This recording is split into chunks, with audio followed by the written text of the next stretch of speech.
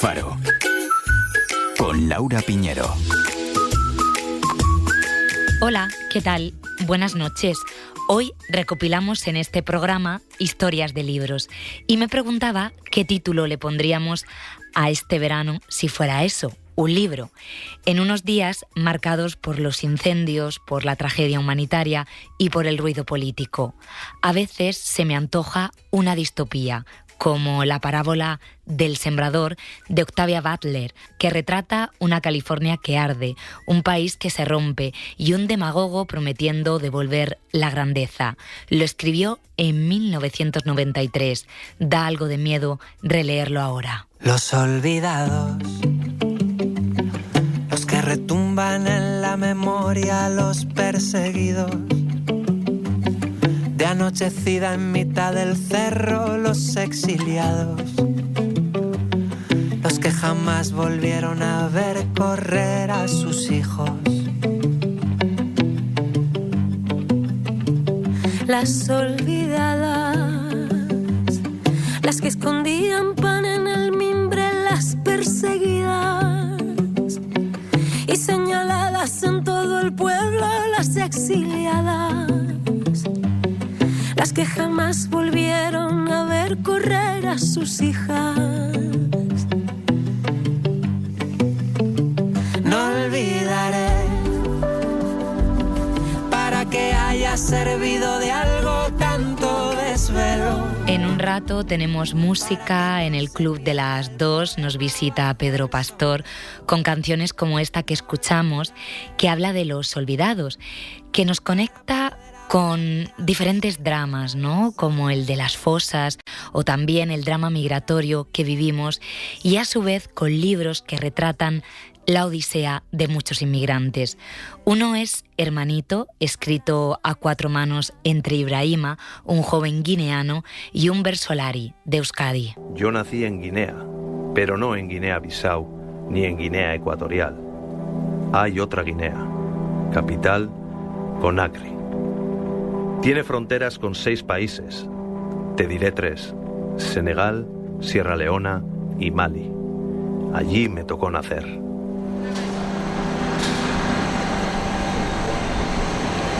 Está también el libro que firma Osman Umar, Viaje al país de los blancos, un ganés que cruzó el Sáhara siendo un crío y acabó llegando a España. Estuvo de invitado en este programa y ahora su historia se ha estrenado en el cine, protagonizada por el propio Usman. En Cayuco, el segundo intento. El primer intento naufragamos y murieron todos los compañeros. Conseguí volver a Mauritania y ese segundo intento también 2 pateras que íbamos, también el otro naufragó y tampoco sobrevivió nadie. Más de 300 personas murieron. No tenía más palabras que lágrimas y me costó mucho aceptar que había llegado vivo, no me lo creía.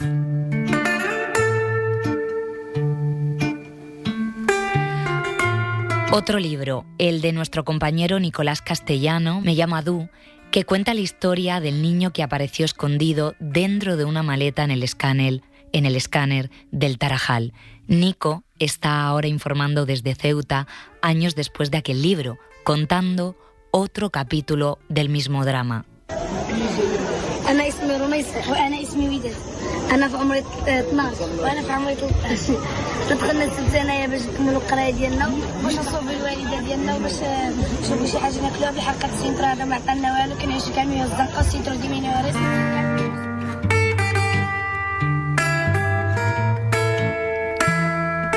Muchas veces un libro nos ayuda a empatizar con la realidad, a entenderla, a entendernos. Las funciones de un libro son muchas y variadas, didácticas, de entretenimiento, de emoción, pero hay libros que se quedan pegados a nuestra vida y hoy vamos a hablar de ello.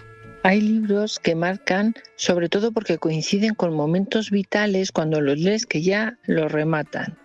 y además que marcan especialmente. Así me pasó, por ejemplo, con Descontento, de Beatriz Serrano. Y ahora que estoy pasando unos días en el pueblo, que hay que reabrir la casa que estaba cerrada y hacer arreglillos, porque es lo que tienen las casas cerradas, pues un libro que me marcó muchísimo en su momento fue Elogio de las manos, de Jesús Carrasco, porque el cuidado de una casa, el trabajo manual, el compartir, la familia, las reuniones, los amigos, los vecinos, es algo maravilloso. Un besito, una palentina por tierras navarricas. También nos estáis contando cuáles son vuestros hábitos de lectura. Buenas noches. Para El Faro, historia de libros. Pues en verano leo más que en el resto del año porque dispongo de más tiempo libre, claro. Y ahora leo por la mañana en papel, libros que saco de la biblioteca municipal y leo el ratito que estoy en la piscina. Y por la tarde y noche leo en casa libro digital. Ahora mismo estoy leyendo a Máximo Huerta y su libro Mamá está dormida, por recomendación del Faro. El libro me está encantando, así que os animo a todos a leerlo. Es muy tierno y tiene una lectura muy bonita. Estoy deseando escuchar recomendaciones de los fareros y las fareras para ir anotándome el siguiente. Buenas noches, la señora bilingüe. Yo también me estoy anotando títulos porque estamos haciendo una especie de librería farera que incluye hasta títulos escritos por vosotros. Me encantan las librerías. En cada sitio donde voy tengo que entrar en 2 o 3 libros que quiero leer este verano. El Club de las Modernas, de Eva Cosculluela, y Golondrinas, de Bernardo Achaga.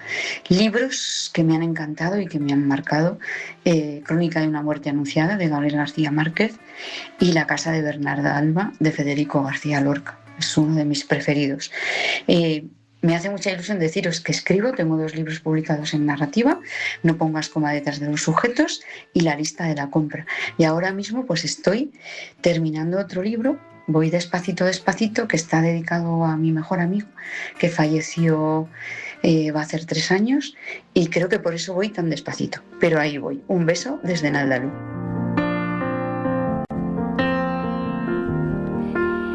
Lista de libros. Hoy, por cierto, visitamos con nuestra compañera Sara el archivo de la Biblioteca del Ateneo de Madrid, la segunda más importante de España. Su archivo tiene una colección de tarjetas postales históricas fabulosa, maravillosas, postales que nos van a conectar directamente con las cartas que nos dejáis en nuestro buzón de veranos inolvidables. El verano de mi vida fue el verano en el que estaban todos y yo no lo sabía. No sabía que la vida de la noche a la mañana alteraba las temperaturas de las cosas. Y en las amistades, en los amores, de pronto aparecía un punto y seguido, un punto y final o puntos suspensivos. Fue el verano del río y del campo, el de las pipas en los bancos, el verano en el que todo el mundo saltaba de noche a la piscina de mi tía Feli, el de los besos en cualquier recoveco de la noche, en el que comimos pan recién hecho con leche condensada a las 5 de la mañana cada noche de las fiestas. El verano de los cómics de Tintín, el de los almuerzos que combinaban las conversaciones de los 40 principales, el verano en el que fuimos rebeldes, aquel en el que llegaste tú para quedarte. Nos está haciendo mucha ilusión recibir cartas manuscritas en la dirección postal de la radio. Esta noche también tenemos caja de voces con el escritor Andrés Neumann, que siempre nos remite a este universo de los libros. Hoy ha elegido la palabra culpa. Ahora seguimos con todo, pero antes sumo un libro más. El de nuestro primer invitado de la noche, Santi Donaire, autor de Hasta que la tierra aguante, que nos invita a preguntarnos el coste ambiental, económico y humano que tienen los alimentos que comemos. Santi, buenas noches. Hola, buenas noches, compañera, ¿cómo estás? Muy bien, estamos encantados de saludarte. Antes de entrar en tu fotolibro, me gustaría preguntarte cómo se convierte uno en un fotoperiodista y qué crees que define tu manera de trabajar. Pues mira, yo desde pequeñito tenía como muchas preguntas y me di cuenta de que contando historia era como podía resolverlas. Al principio creía que las preguntas y las posibles respuestas estaban muy lejos y entonces me fui por muchos lugares del mundo. Pero al final me he dado cuenta de que creo que el sentido del periodismo, del fotoperiodismo hoy en día, o digamos en esa búsqueda, creo que las preguntas y las respuestas están más cerca, ¿no? Donde uno nace, donde uno se mueve, donde uno conoce y donde está arraigado. Y creo que así me he ido conformando, buscando lejos y encontrándolas cerca. Este libro, Hasta que la tierra aguante, nace, tengo entendido, de esa necesidad de encontrar respuestas, de hacerte preguntas y de tratar de buscar, bueno, alguna explicación a datos que leíste sobre el actual modelo de producción de alimentos en España.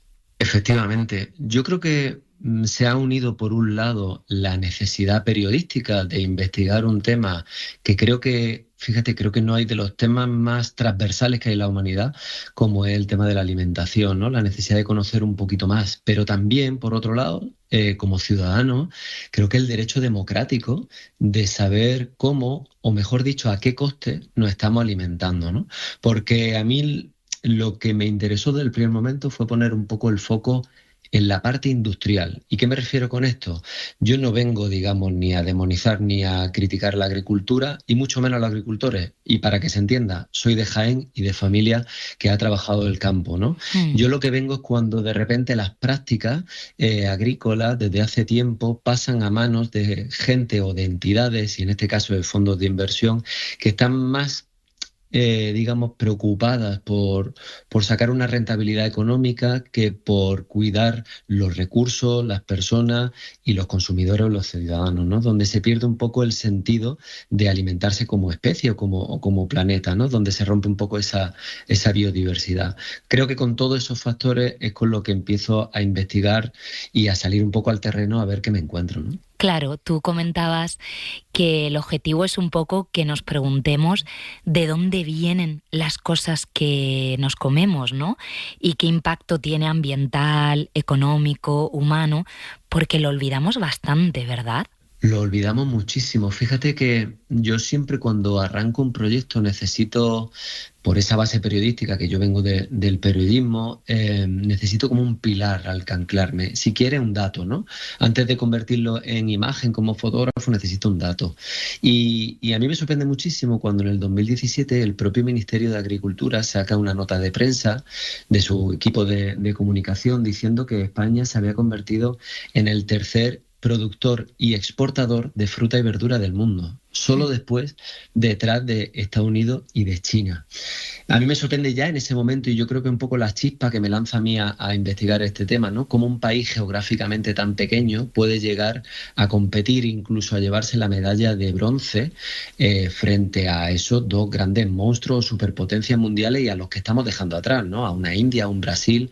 Eso ya me hace un poco la sospecha, por decirlo de alguna manera, de hasta qué punto estamos forzando la máquina, ¿no? Hasta qué punto estamos forzando los recursos, los cuerpos, las personas, el medio ambiente, para llevarnos, bueno, pues esa medalla, ¿no? Y siento que por decirlo de alguna manera, el secreto que revela o que oculta, digamos, ese dato era tan grande y efectivamente, como tú dices, siento que se habla muy poco del cómo se está produciendo o a qué herida está generando, ¿no? Ese modelo de producción. Hiciste un buen trabajo de campo, recorriste 20.000 kilómetros, 22 provincias españolas, hablaste con científicos, investigadores, asociaciones, con la propia gente, ¿no? Y el resultado está en este libro, donde hay fotos, hay textos. Voy a ir quedándome con lugares o con determinadas temáticas. Por ejemplo, empiezas con la ruta de la soja. ¿Qué nos puedes contar de esta ruta? Claro, en un primer momento, cuando yo planteo este proyecto, veo que narrativamente empiezan a salir diferentes capítulos, diferentes patas, digamos, de trabajo de investigación, ¿no? Y hay una en la cual España sobresale, no solo a nivel europeo, sino una vez más a nivel mundial. Somos los principales productores de cerdo de Europa y de los principales del mundo. Y entonces lo que quería ver Creo que ya se había hablado mucho de las famosas macrogranjas, los debates que hemos tenido en los últimos años de qué pasaban dentro de las granjas, pero a mí lo que me interesaba era ver un poco cuál era la huella ecológica, tanto para el planeta en completo como para nuestro país, de este modelo de producción industrial de carne, ¿no? De este modelo que ha aparecido en los últimos 10 años, que ha modificado completamente el mapa de lo que era la ganadería en nuestro país, que ha provocado el cierre de muchísimas explotaciones pequeñas y medianas familiares y que ha, bueno, esto que se llama ahora, ¿no? Ha provocado un poco la uberización de este sector, ¿no? Que básicamente, bueno, pues son, digamos, explotaciones donde el propietario no es dueño de los cerdos, es solo dueño del edificio y viene una gran empresa multinacional que le pone los cerdos, los piensos y básicamente dejan los cerdos y dentro de 60 días los recoge y se los lleva, ¿no?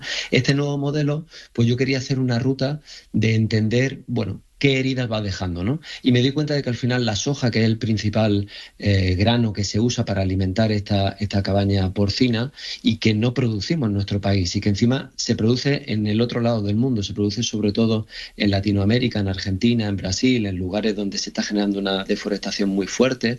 Entonces ya desde ahí yo lo que quería era recibir un poco en el puerto narrativamente ese grano de soja para entender cómo circula por la geografía española, cómo se va convirtiendo primero en pienso, después en carne porcina y qué daño está generando, ¿no? Y es una manera narrativa de entender, bueno, pues cómo el daño que generan, por ejemplo, las decenas de miles de toneladas que generan los excrementos de esta cabaña porcina que tenemos, de millones de cerdos en nuestro país. Somos uno de los principales proveedores de cerdo a países grandes como China, ¿no?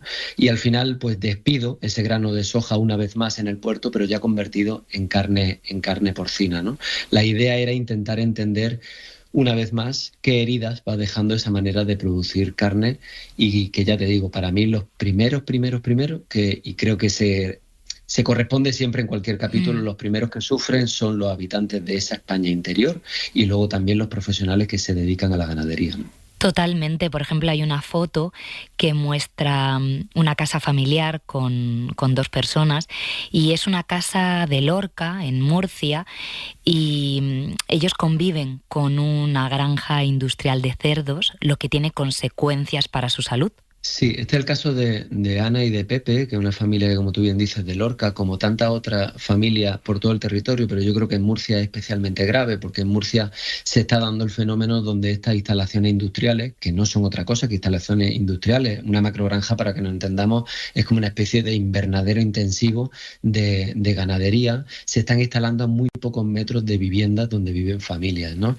Esto, imaginaros lo que provoca por tema de olores, por tema de contaminación muy grave de amoníaco, que están generando pues graves enfermedades respiratorias y sobre todo de lo que nunca se habla y que por suerte estamos hablando en los últimos años, de un problema de salud mental muy grave, ¿no? Porque como siempre dice Ana, claro, el médico me dice que tengo que salir de allí y que venda la casa, pero ¿quién va a comprar esa casa ahora, no? Ya. Eso supone, pues digamos, la ruptura de un modelo de vida que además estás expulsando a gente del medio rural, ¿no? Yo siempre lo comparo con compañeros fotógrafos que, por ejemplo, viven en Estados Unidos, ¿no? Y que conviven muchas familias con pozos petroleros, con industrias químicas. Pues esto es lo mismo. Lo que pasa es que como está, digamos, con esa pátina de naturaleza o de animales, parece que cuesta más entenderlo, pero al final vivir al lado de una granja o de una explotación ganadera es como vivir al lado de una industria química, por ejemplo.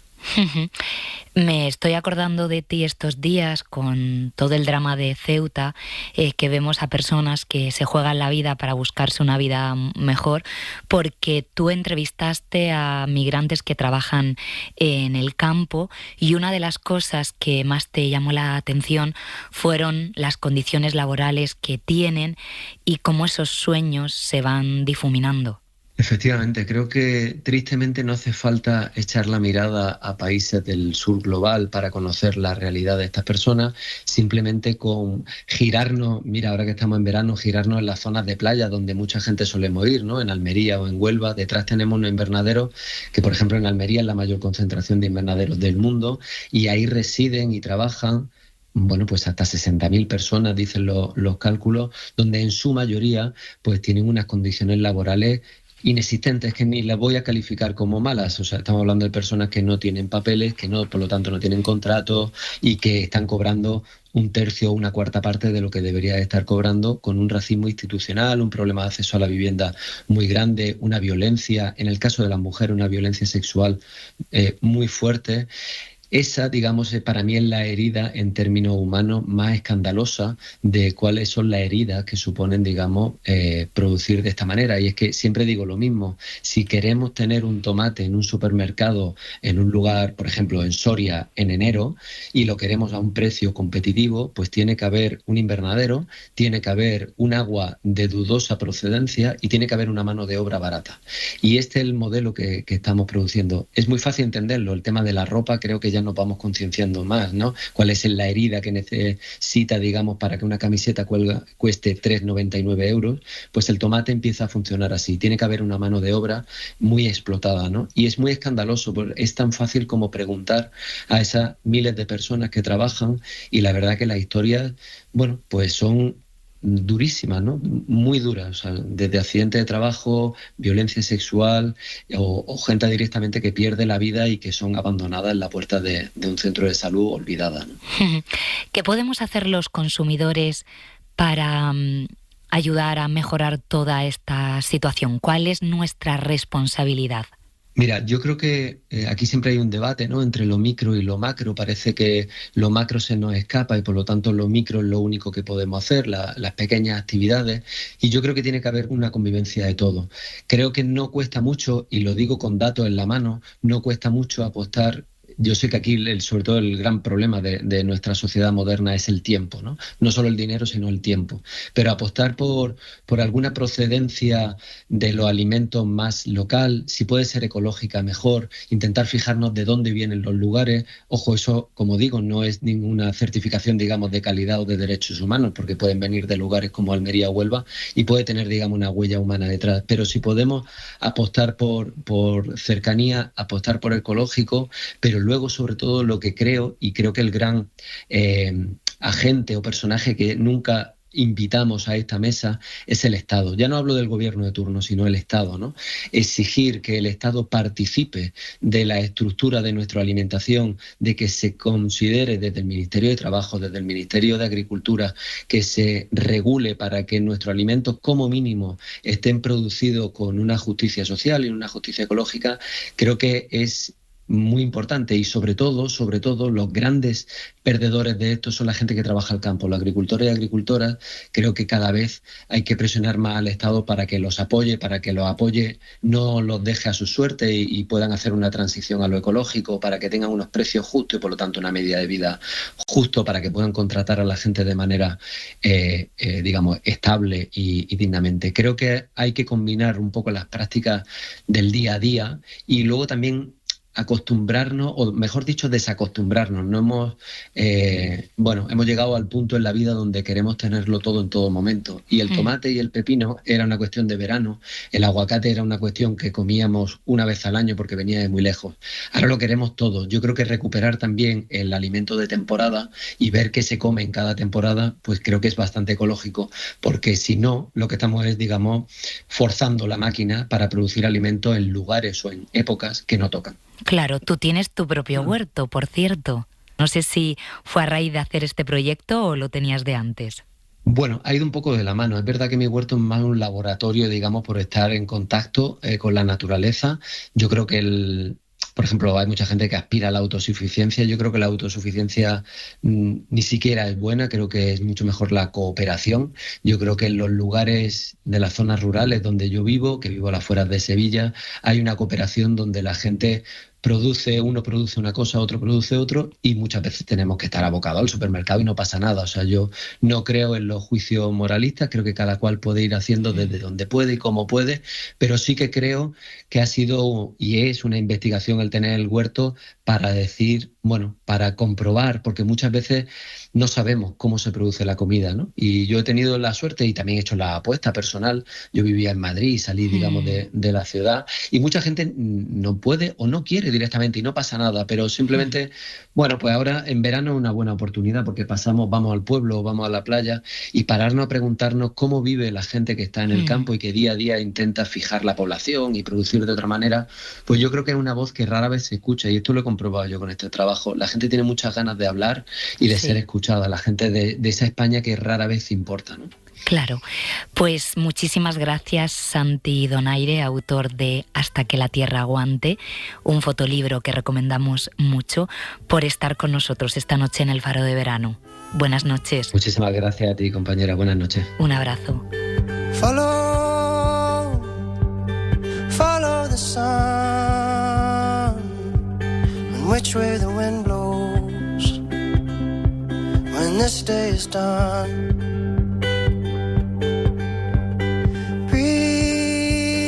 Buenas noches, fareros y fareras. No tengo un libro que pueda decir que me haya cambiado la vida. Para mí un libro tiene que engancharme desde el principio. Si no consigue despertar mi interés, es muy difícil que lo termine. De hecho, por ese motivo, me tuve que comprar un libro electrónico, porque he dejado más de uno a medias. Me atraen especialmente las novelas que hablan de las emociones humanas y también la poesía.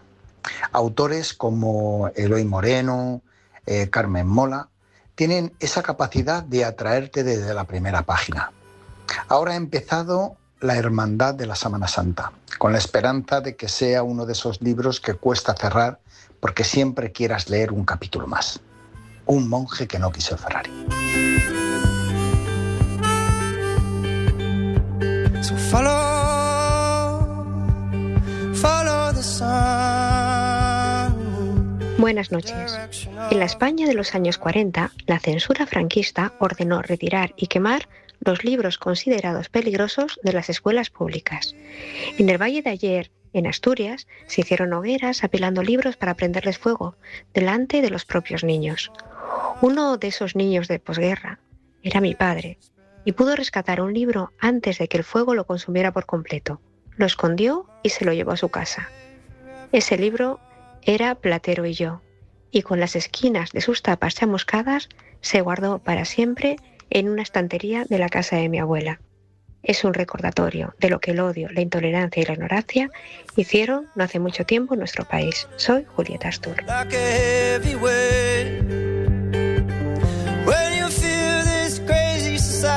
Fareros, fareras, soy Nima, la manchega intrépida.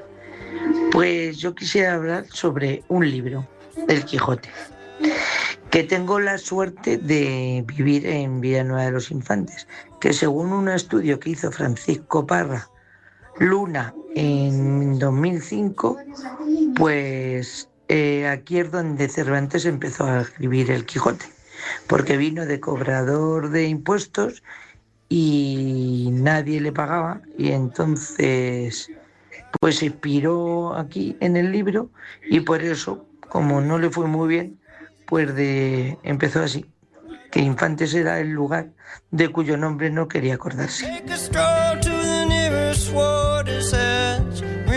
Hola, farero, soy Manuel. Hay libros que te ponen el cuerpo mal, como el de Jorge Luis Borges, Historia de la infamia. Son demasiado reales. Prefiero ficticios como La Eneida, de Virgilio, con sus dioses, unos malos, otros buenos y crueles, pero siempre tienen un punto poético todo. Ahora tengo aquí delante, por ejemplo, a Casandra, que por rechazar al dios Apolo nadie la cree. Bueno, eso nos pasa a muchos hombres que cuentan historias de... Eso es mentira. Venga ya, hombre, es verdad. Pasa que estamos malditos por los dioses. Adiós, fareros.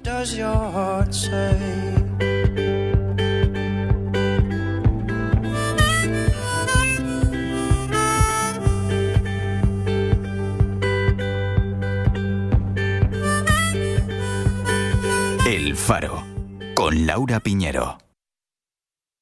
Sigue a El Faro en redes sociales. En YouTube, Instagram, TikTok, Facebook y X. En un mundo donde los algoritmos eligen qué te interesa, qué noticia importa, este contenido es muy tú. y hasta qué ideas te definen, tú haces algo revolucionario. Elegir por ti mismo. Eliges el rigor. Entender lo que pasa, conocer la actualidad y tener tus propias ideas. Eliges Hoy por Hoy. Y es que nuestro algoritmo eres tú. Hoy por Hoy. Cadena SER. El poder de la conversación.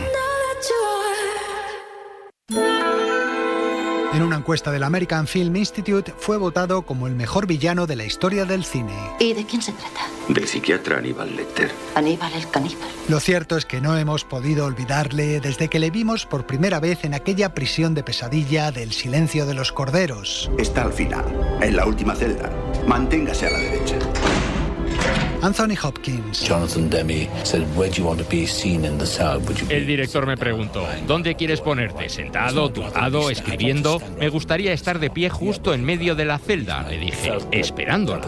Llevan hablando de él más de 10 minutos antes de que se le vea y yo quería mostrar todo lo contrario a un psicópata sangriento. Siempre hay que mostrar lo contrario de lo que espera el público. Asusta más. Con solo 8 escenas y 25 minutos en pantalla, Anthony Hopkins ganó el Oscar y creó un personaje que se ha convertido en un mito del cine. Sucedió una noche. El cine clásico en la SER con Antonio Martínez. Cadena SER. El poder de la conversación. Te quedas con los reencuentros inesperados.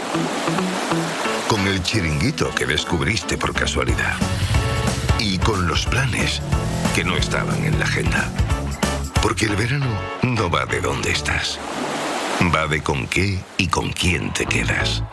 Gracias por quedarte en Si Amanece Nos Vamos, donde encuentras todo lo que te mueve. Si Amanece Nos Vamos, con Adriana Mourelos. Tu verano en la SER.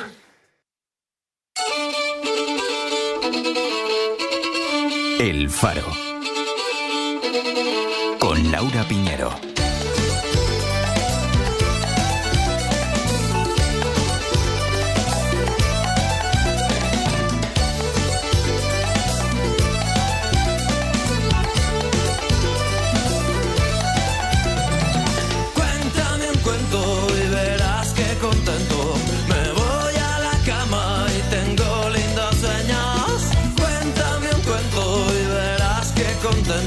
Me voy a la cama y tengo lindos sueños. Pues resulta que era un rey que tenía 3 hijas. Las metió en 3 botijas y las tapó con pez. Abrimos esta media hora del Faro con Cuéntame un cuento de la banda española de rock Celtas Cortos, una canción de 1991.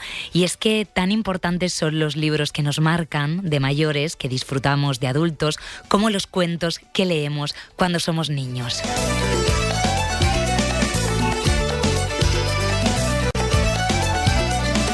Cuéntame un cuento y verás que contento. Me voy a la cama y tengo lindos sueños. Cuéntame un cuento y verás que contento. Me voy a la cama y tengo lindos sueños. Las historias de los libros a veces nos cuentan la historia de quien las escribe. Y es que hay libros que nos cuentan algo más que una simple historia de ficción. Esos libros que te llegan dentro, porque las palabras escritas suelen revelar aquello que el corazón no se atreve a decir, y sin decirlo directamente, los escritores nos dejan en sus páginas fragmentos de su vida, de sus emociones o incluso de las heridas que han vivido. Por parte de padres es un ejemplo de ello. Y es que hay historias de libros que van más allá de las palabras que leemos.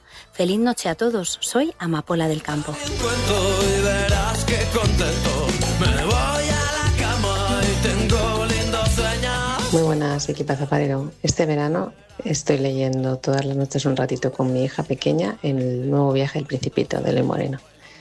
Como en casa siempre se habla del Principito y con los mayores lo hemos leído, pues está encantada y emocionada. Así que ya veremos qué tal termina. Un besito fuerte, soy Almudena. Tenía genio dentro, que tenía genio fuera.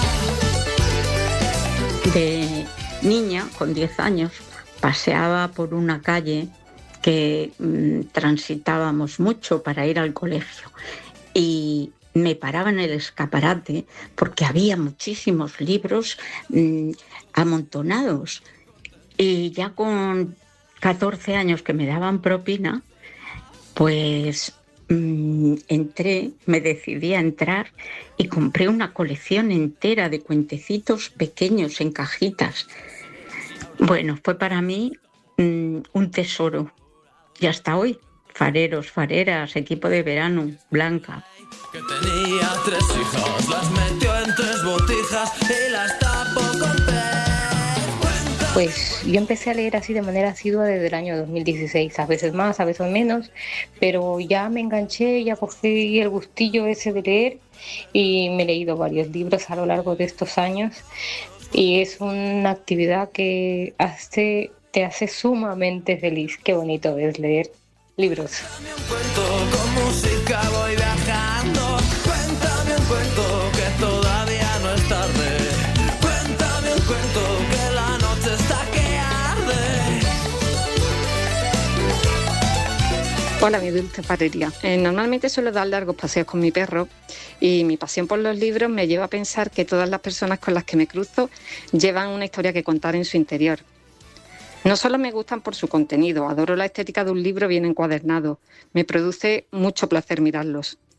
Podría decir que en mis caminatas soy capaz de ver a diario cientos de libros con piernas o patas según su género. Incluso les pongo títulos e imagino sus tramas. Es divertidísimo. Un saludo. La gaditana a favor del Levante. Besitos. La caja de voces. La expedición de las palabras. Con Andrés Neumann.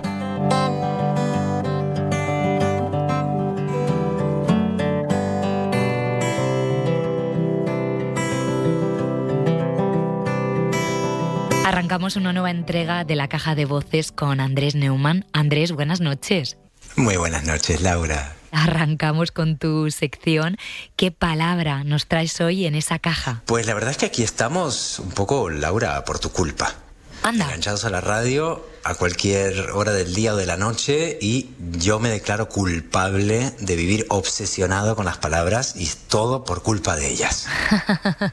La palabra culpa me gusta mucho. Fíjate que suena fuerte, suena imperativa, pero yo estoy segura que le vas a sacar la belleza. Es verdad que el sonido de la palabra culpa se parece mucho al sonido de la palabra golpe. Eso. De hecho, en italiano algo de eso hay, ¿no? Cuando algo te conmueve, se dice m'ha colpito molto. Entonces el golpe, la culpa y el impacto emocional están muy de la mano. Y según mi amado diccionario de Corominas, el verbo culpar data del siglo XIII. O sea que llevamos culpándonos en castellano desde hace casi 800 años y lo que nos queda. Y curiosamente la palabra culpable tardó bastante más en usarse. Eso no sucedió pasar de la culpa al culpable hasta mediados del siglo XVI. Se ve que para las lenguas, igual que para sus hablantes, es más fácil culpar que sentirnos culpables. Y me preguntabas por las definiciones, Laura, de la culpa. El diccionario académico hoy define la culpa como imputación a alguien de una determinada acción como consecuencia de su conducta. Y la verdad es que suena bastante precisa, al menos en lo que se refiere a la culpa ajena. Sí, es correcto, pero ojo. Incompleta. Porque, o como decíamos el otro día, cuidado. Porque en cambio la autocrítica no llega hasta la cuarta acepción, cuando dice culpa, 4, acción u omisión que provoca un sentimiento de responsabilidad por un daño causado. Pues te cuento algo muy interesante. Cuéntame. En la época en que María Moliner trabajó en su diccionario, el concepto de culpa que proponía la academia era distinto. Anda. Y aunque parezca raro, sonaba ligeramente exculpatorio. Decía así. A ver.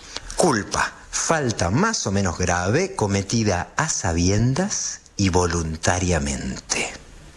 Claro, bastaba no tener intención, ¿verdad? No haber querido supuestamente hacer lo que habías hecho para quedar impune. Y María Si no te le dio dabas una vuelta, seguro. Ahí está. Sí. Doña María le dio una vuelta y en sus definiciones personales y ejemplos de uso de la palabra culpa rescató 2 elementos éticos muy importantes: la conciencia personal y la relatividad de lo voluntario. Doña María escribe que la culpa puede hacernos responsables ante la justicia, ante los demás o también, ojo, ante nuestra propia conciencia.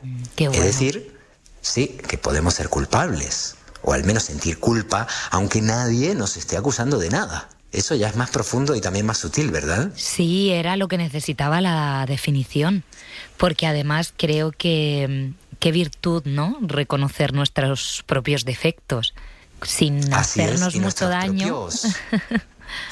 Ahí está el punto, ¿no? Sí. Mantener el equilibrio, ecualizar, como se diría en la radio, la autocrítica con la supervivencia. Eso en cuanto a la conciencia. Y en cuanto a la intención, un pretexto que nos encanta invocar, doña María Moliner escribe que en realidad la causa de la culpa puede ser no solo involuntaria, sino también inconsciente.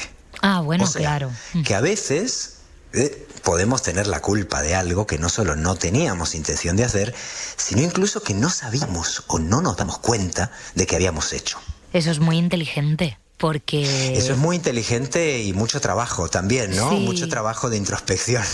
Sí, y yo estaba pensando, Andrés, con determinados términos como la culpa, ¿cuánto influye en nuestra percepción y nuestra educación religiosa y católica en algunos casos?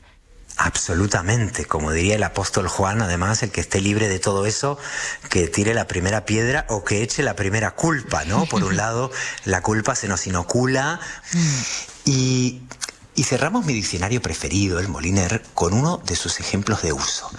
¿Recuerdas, Laura, que el Moliner incluye cientos de miles de ejemplos de uso preciosos y que doña María se inventó en la mayoría de casos, o incluso que se le ocurrieron escuchando la radio, en programas como el tuyo? Bueno, pues entre sus ejemplos de uso, el que más me fascina es este. El reloj ha tenido la culpa. El reloj tiene la culpa de tantas cosas en nuestra vida y en la radio, ¿verdad? Pero qué genialidad. Voy a utilizarlo todo el rato. He llegado tarde. El reloj ha tenido la culpa. ¿Verdad? Y así Se me ha hasta olvidado. el último minuto de nuestras vidas. Se me ha olvidado felicitarte por el cumpleaños. El reloj ha tenido la culpa. Es que además... Y lo dijo doña María Moliner. Así que podemos llevarlo a la metáfora también. Sí. Así es. Oye, ¿te has dado cuenta, Laura, que en el habla cotidiana y también en la escritura cometemos habitualmente un error lingüístico que a mí me parece bien curioso y que valdría la pena pensar? ¿Cuál? Cuando queremos decir que algo ha sucedido gracias a alguien, o si queremos expresarle nuestra gratitud, tendemos a decir que es por culpa de esa persona. Ay, es verdad. Por culpa de no sé quién he conseguido hacer algo que me proponía, ¿no? Sí, le damos la vuelta a la palabra. Exacto. Un poco. Felicitamos a alguien diciéndole esto es por culpa tuya, ¿no? Cuando lo hacemos con intención humorística o irónica, esa frase por supuesto tiene sentido. Pero de tanto repetir la fórmula de la culpa, estamos empezando a perder la capacidad de expresarlo al contrario, en sentido positivo. Ya casi nadie tiene el mérito de nada. Preferimos decir que todo el mundo tiene la culpa de todo o de algo. O sea, ya no damos las gracias, acusamos, aunque sea en broma. Y me pregunto si este empobrecimiento lingüístico esconderá quizá una forma de ver al prójimo y de relacionarnos con los demás. Pues puede ser que estemos hablando entre líneas. La lengua, como siempre, nos autorretrata, aunque sea inconscientemente, como decía doña María. Y hay también algunas expresiones con la palabra culpa, y quizá la más común de todas es echar la culpa. Nos hemos acostumbrado a esta expresión, echar la culpa, que en realidad esconde una metáfora muy, muy sabia. Si podemos echarla, la culpa, es porque el idioma sabe que culpa puede ser una especie de arma arrojadiza que se lanza de un lugar a otro. Que se escupe. La culpa, sí. Exacto, que se escupe, que se lanza a distancia o a la cara de alguien. La culpa como objeto móvil, incómodo y con capacidad de herir. Echar la culpa, que aparece volando hasta que llega a nosotros. Otra expresión metafórica que a mí me encanta es lavar las culpas. Por ejemplo, lo hace para lavar sus culpas. ¿Tú lo has escuchado? La verdad que sí, muchas veces. Y estaba pensando que hace mucho que no, porque era algo que decían mis abuelos. ¿Ah, sí? Sí, lavar las culpas. ¿Y tú qué te imaginas cuando escuchas esa frase? Pues la verdad es que lo llevo a la iglesia. Me imagino a la gente confesándose. Ah, qué interesante. Se están lavando las culpas. Yo que soy menos trascendente, me imagino una lavadora. Ah, bueno. Quizá tendría más sentido imaginarse un lavado a mano, ¿verdad? Que cueste un poquito más lavarlas, que tengas que poner el cuerpo en ello, mancharte las manos. Como si la culpa, o la conciencia, mejor dicho, fuese de un material lavable, con manchas más o menos efímeras. ¿No te pasa cuando tienes un mal día? A mí me pasa. Y me doy una ducha que me parece que te quitas todas esas cosas negativas, incluso las culpas que te has echado a ti mismo. Totalmente, totalmente. Es como si esa frase hecha, lavar las culpas o lavar otras cosas que en principio no son físicas, se encarnasen, se volvieran cuerpo. Y es así como las metáforas pueden de pronto adherírsenos a la piel. Y hablando de metáforas, ¿qué te parece si volvemos a Sor Juana, de la que hablamos la semana pasada, recuerdas? Sí, venga, un nuevo poema, ¿no? De Juana. Sí, uno de sus poemas más célebres, que habla precisamente de las culpas que echamos injustamente a los demás, y muy especialmente a las demás, y de las acusaciones que se pueden volver en nuestra contra, como una especie de espejo culpable. Adelante. Este poema, que es un monumento a la valentía y al ingenio, escrito en pleno siglo XVII, dice así, mucha gente lo reconocerá. Hombres necios que acusáis a la mujer sin razón, sin ver que sois la ocasión de lo mismo que culpáis. Si con ansia sin igual solicitáis su desdén, ¿por qué queréis que obren bien si las incitáis al mal? Combatís su resistencia y luego con gravedad decís que fue liviandad lo que hizo la diligencia. Dan vuestras amantes penas a sus libertades alas y después de hacerlas malas las queréis hallar muy buenas. ¿Cuál mayor culpa ha tenido en una acción errada? ¿La que cae de rogada o el que ruega de caído? ¿O cuál es más de culpar, aunque cualquiera mal haga? ¿La que peca por la paga o el que paga por pecar? Pues, ¿para qué os espantáis de la culpa que tenéis? ¿Queredlas cual las hacéis? ¿O hacedlas cual las buscáis? Guau, querer a las culpas. Qué sabia Juana, ¿eh? Este poema es para releerlo por todas las lecturas que tiene. Pues sí, y es inevitable como lector sentirse culpable, pero también agradecido por la lucidez de la poeta.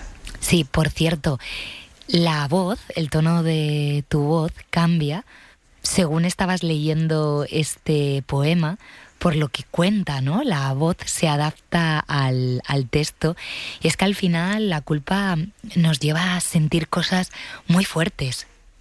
Sí, puede generar extrañamente empatía también, porque la culpa puede separarnos de alguien o señalar a alguien, pero también puede ser un territorio con el que nos identifiquemos en mayor o menor medida todos. Por eso, para ir cerrando este pequeño recorrido por algunas culpas cotidianas, se me ocurren dos sentimientos de culpa que solemos compartir muchas personas en distintos momentos de nuestra vida. La culpa de clase es una, y la culpa en la crianza. Explícame las dos. ¿Has visto cuando vas de compras? Sí. Sí, a ver si te identificas con la primera. ¿Has visto cuando vas de compras, por ejemplo, y según qué te pase o que veas o con quién te cruces, pasas de la adrenalina del consumo a la conciencia de las desigualdades y lo que podemos llamar la cadena de explotaciones? Pues sí, es verdad. Y dices, ¿qué estoy haciendo?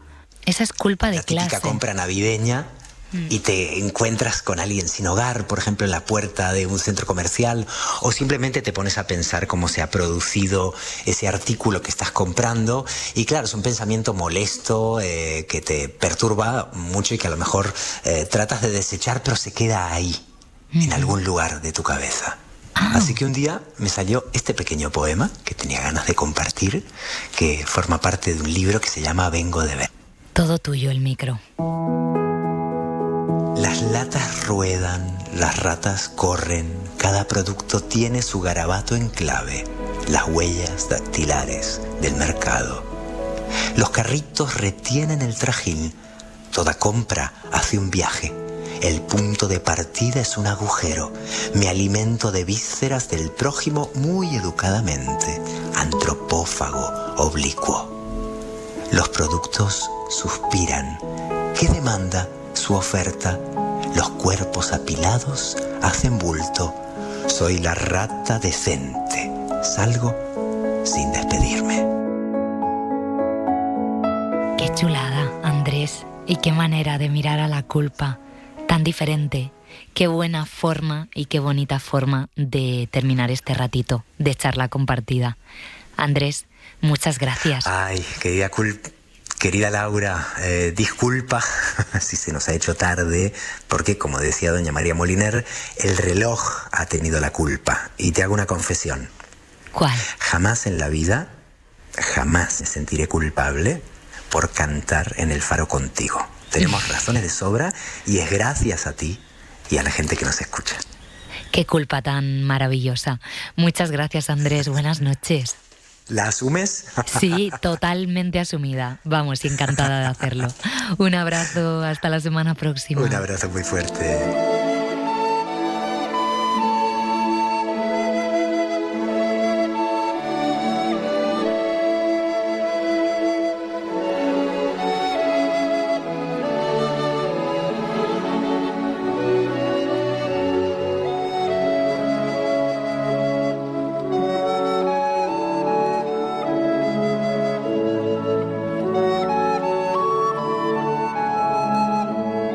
¡Ay, qué emoción! ¡Qué temazo! Libros.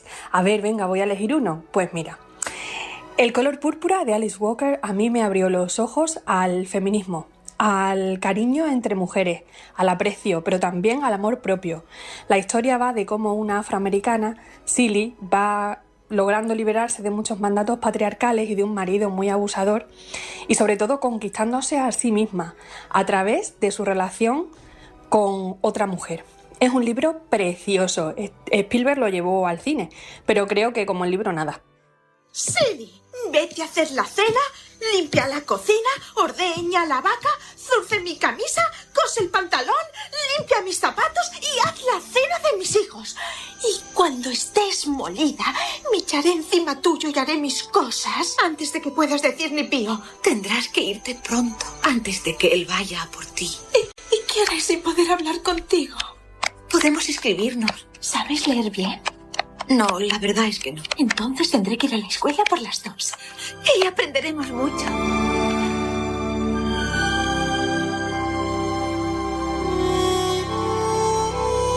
Dos libros que me han tocado especialmente en los últimos meses son Éramos unos niños, de Patti Smith, y La vegetariana, de Han Kang. El primero es un homenaje a la juventud, a la amistad y al arte, un retrato de la relación de Patti Smith con Robert Mapplethorpe, dos personas que eran profundamente libres y auténticas, decididas a vivir de acuerdo con sus convicciones, costase lo que costase. Patti Smith además reconstruye el ambiente creativo del mítico Hotel Chelsea y la efervescencia cultural de una época irrepetible. En La vegetariana, un gesto íntimo como dejar de comer carne se convierte en una forma radical de resistencia. Es la forma que tiene la protagonista de enfrentar las normas sociales, el control sobre el cuerpo femenino, la violencia, el deseo y los límites entre la cultura y la libertad.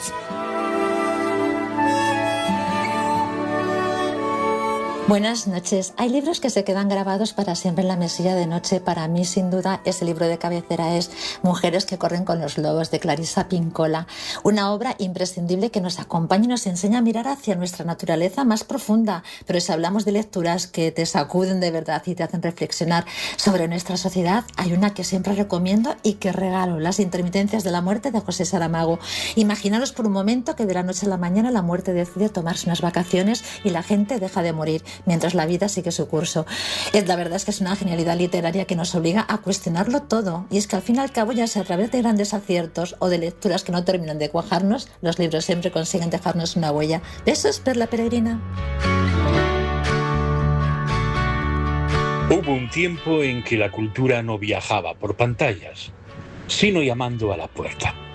Círculo de Lectores no solo traía libros a casa, construyó bibliotecas vivas en millones de hogares, tejiendo con papel el amor por la lectura en todo un país. Hoy, su catálogo se ha cerrado para siempre, pero el eco de sus páginas no se apaga. En nuestras estanterías aún descansa su legado, el testigo mudo de que fuimos, somos y seremos un pueblo moldeado por los libros. Vuestro, como siempre, La Voz.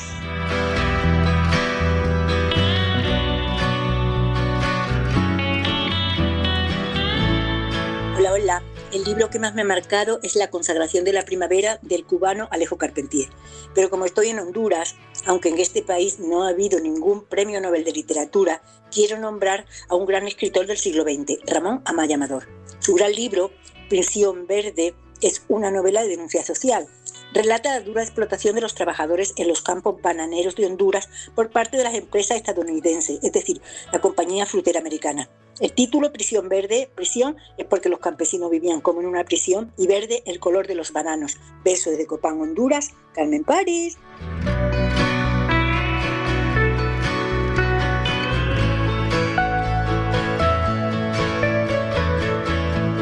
¿Qué pasa, fanfareros? No hablemos de un solo libro, hablemos de muchos. ¿Con cuál quedarse? ¡Qué difícil! Pero mira, me voy a sumar a la moda de la Odisea y os contaré que yo me la leí hace muchísimo tiempo. Porque la tenía en una de esas colecciones de clásicos que están en la estantería del salón de casa, desde siempre, cogiendo polvo. Esta que lleva esas tapas como de tela, como granate o algo así. Pues bien, cuando hubo que vaciar la casa familiar, os podéis imaginar por qué, ese libro me lo quedé. Por algo será. Desde Valladolid, soy fan fatal.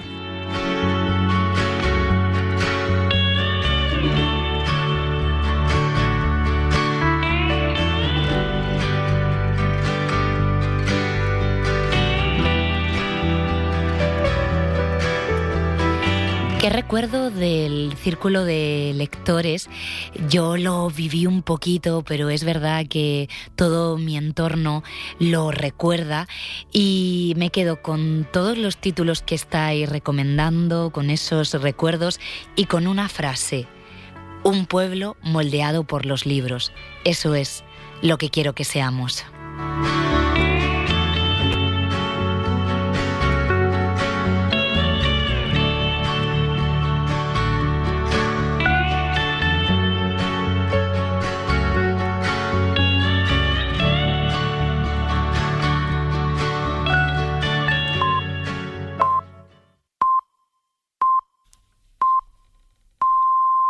Son las 2, es la 1 en Canarias.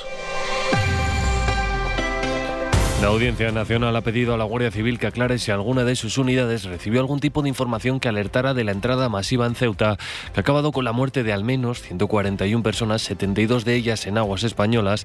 La jueza quiere información sobre el dispositivo desplegado y además ha rechazado la solicitud de Vox de reforzar la frontera con militares bajo supervisión judicial. Isabel Vega. Sí, la magistrada María Tardón se ha dirigido a la Guardia Civil para saber si alguna de sus unidades en Ceuta recibió información previa que pudiese haber alertado de la llegada de miles de personas el 30 de julio al espigón del Tarajal.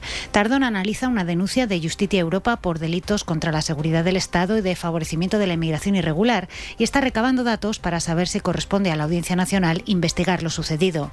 El lunes pidió informe a la policía sobre la posibilidad de que haya detrás una organización criminal, y ahora acude al Servicio de Información de la Guardia Civil para esclarecer si algo sabían sus compañeros sobre el terreno. Se interesa además por el dispositivo desplegado para rescatar personas en el mar y por los rescates rescatados. Pide la identidad y localización de los supervivientes y la fecha y la causa de la muerte en el caso de los fallecidos en aguas españolas. Lo que no acepta, y lo ha rechazado de plano, es la batería de cautelares que le pedía Vox, como desplegar al Ejército y a la Armada. Dice la magistrada que esto ni tiene relación con sus diligencias, ni ningún juzgado es competente para adoptar medidas así. Y en clave económica, España está consiguiendo esquivar la crisis de suministro de petróleo generada por el cierre del estrecho de Hormuz. Las importaciones crecieron un 3,2% en los 4 primeros meses de la guerra. Sira Valdés. Pese a las tensiones en el suministro global de petróleo, de las que han venido advirtiendo distintos organismos internacionales desde que comenzó el conflicto en Oriente Medio, desde entonces y hasta junio, España incrementó sus compras de crudo en más de un 3%, según reflejan los datos de Cores, que muestran que solo en junio las importaciones se incrementaron casi un 5%. El petróleo que ha dejado de llegar desde Irak y la reducción de compras a Arabia Saudí se ha suplido con un incremento de compras a Estados Unidos, que es ya nuestro principal proveedor, pero también a otros estados productores como México o Nigeria. Pues de momento es todo. Sigue El Faro con Laura Piñero y todo el equipo. Más información en una hora y siempre actualizada en cadenaser.com. Cadena Ser. Servicios informativos. Toda la información y lo más destacado de la actualidad en cadenaser.com y la aplicación de la Ser. El Faro, con Laura Piñero. Mi abuela me dice cada tanto que me ve. El Club de las Dos. Se parece usted a fideo. Mi abuela me Música hasta el amanecer. Oye, mi Pedrito se parece usted a fideo. Yo le digo, mi abuelita, ¿qué le puedo hacer? No puedo estar en misa y a la vez de repiqueo. Yo le digo, mi abuelita, ¿qué le puedo hacer? O estoy de gira o ceno. Mi amor me pregunta cuándo volverás. Me lo pregunta cuando aún no he partido. Y me repite cuándo vendrás. Me lo repite cuando aún ni he partido. Y ya quisiera yo quedarme más, pero es que tengo que seguir el camino. Y ya quisiera yo quedarme más, pero es que tengo que seguir el camino. Siempre dando vueltas, vueltas por el mundo. Abrimos nuestro Club de las Dos, Dando Vueltas, este espacio dedicado a la música en el Faro de verano, con una canción de Pedro Pastor que se llama Vueltas, que para mí refleja muy bien esa vida en movimiento que llevan los artistas como él. Pedro hoy debería estar en Estados Unidos para iniciar una nueva gira. Sin embargo, se ha visto obligado a suspender los conciertos programados allí después de que las autoridades del país no aprobaran su visado de trabajo. Lo ha contado él mismo en redes sociales. Muy buenas, hago este vídeo para comunicar que se cancela la gira que teníamos en agosto por Estados Unidos. No me gustaría estar haciendo este vídeo, pero es lo que hay. En noviembre del año pasado nos comunicaron que habíamos sido seleccionados entre cientos de propuestas artísticas en Mid Atlantic Arts, que es una organización sin ánimo de lucro que ayuda a productoras también sin ánimo de lucro de todos los Estados Unidos a poder traer artistas internacionales. Seleccionan a 5 proyectos entre España y Portugal de todas las disciplinas artísticas y nosotros éramos uno de ellos. Yo nunca había deseado ni soñado ir a los Estados Unidos, pero me hizo mucha ilusión cuando me comunicaron esto. Así que nos pusimos manos a la obra y hemos estado todos estos meses trabajando en hacer una gira preciosa que teníamos ahora en agosto. Festivales de jazz, conciertos al aire libre, principales teatros de ciudades. Mañana teníamos que volar y hemos estado hasta el final peleando la visa, pero no nos la han aprobado, el visado de trabajo. Así que tenemos que cancelar la gira. Pedro Pastor, buenas noches. Muy buenas. ¿Cómo estás? Bien, bien. Entendiendo que las cosas se colocan y las cosas que suceden a veces suceden porque tienen que suceder. Esto no sé si es rayada mía particular, pero esto tiene que ver con la administración actual de Estados Unidos, lo complicado que es conseguir un visado para viajar a Estados Unidos. Nosotros desconocemos porque nunca antes habíamos tenido que conseguir un visado de trabajo, pero tampoco tenemos tantos ejemplos a nuestro alrededor de bandas contemporáneas a las nuestras a las que le haya pasado lo que nos ha pasado a nosotros.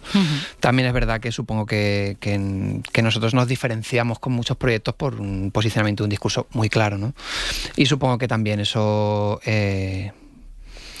por lo menos empuja a las autoridades, digamos a los trabajadores, que les llegue la propuesta de visado de trabajo a por lo menos no darnos la vía fácil o el camino fácil, ¿no? Ya. ¿Qué impacto tiene para vosotros, para vuestro grupo, para el equipo, una cancelación de este tipo? Hombre, tiene además impactos, o sea, es un impacto con varias aristas. Principalmente está la ilusión, digamos, la parte humana en la que nosotros hemos organizado nuestras vidas para pasar agosto en Estados Unidos. Además, cancelando o dando negativa a muchísimas propuestas de trabajo en España, porque agosto es un muy buen mes para los músicos aquí en España. Entonces eso a nivel emocional pues es muy fuerte. Luego a nivel de grupo, de familia, hay que llegar a acuerdos y puntos en común que son difíciles de llegar. Entonces también eso genera cierta catarsis entre los propios trabajadores del equipo, ¿no? Y luego a nivel económico es un palo fuerte, claro, porque tú tienes los billetes comprados, tienes los lugares de alojamiento pillados y algunos ya no los puedes cancelar, etcétera. Bueno, menos mal que la música hace del mundo un lugar mejor. Te conozco desde siempre, desde niños, desde el parque. Te recuerdo incandescente, me recuerdo a mi cobarde. Te conozco desde antes de saber que me gustabas. Nunca hubiera imaginado lo que el destino guardaba. Y míranos ahora recorriendo el mundo, en cada puerto dándonos bocaos. Y mira ahora que mi mundo es tuyo y que el tuyo lo hemos arreglado. ¿Quién nos lo iba a decir hace años? Que todo iba a terminar así cuando tan solo éramos dos extraños.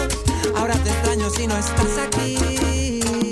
Bueno, con la música podemos recorrer el mundo, podemos ir sin visado a Estados Unidos, a América Latina, a Europa y a España, por supuesto.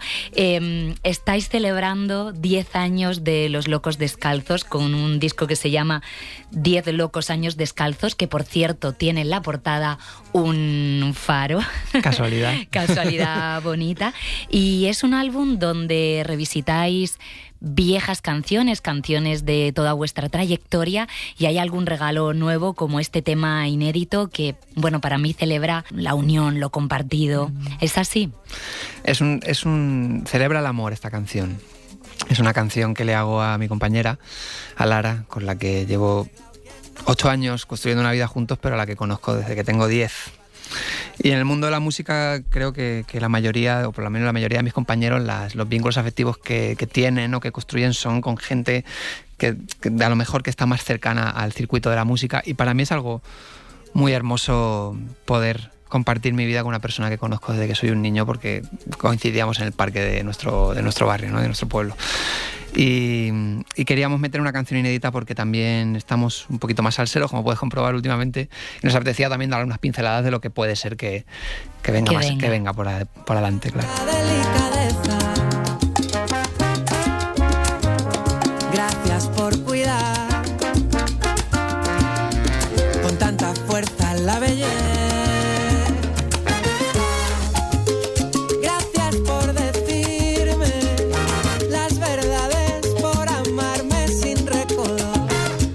Oye, siempre pienso con tu música que le das otro significado a las palabras, que le das más fuerza y las resignificas.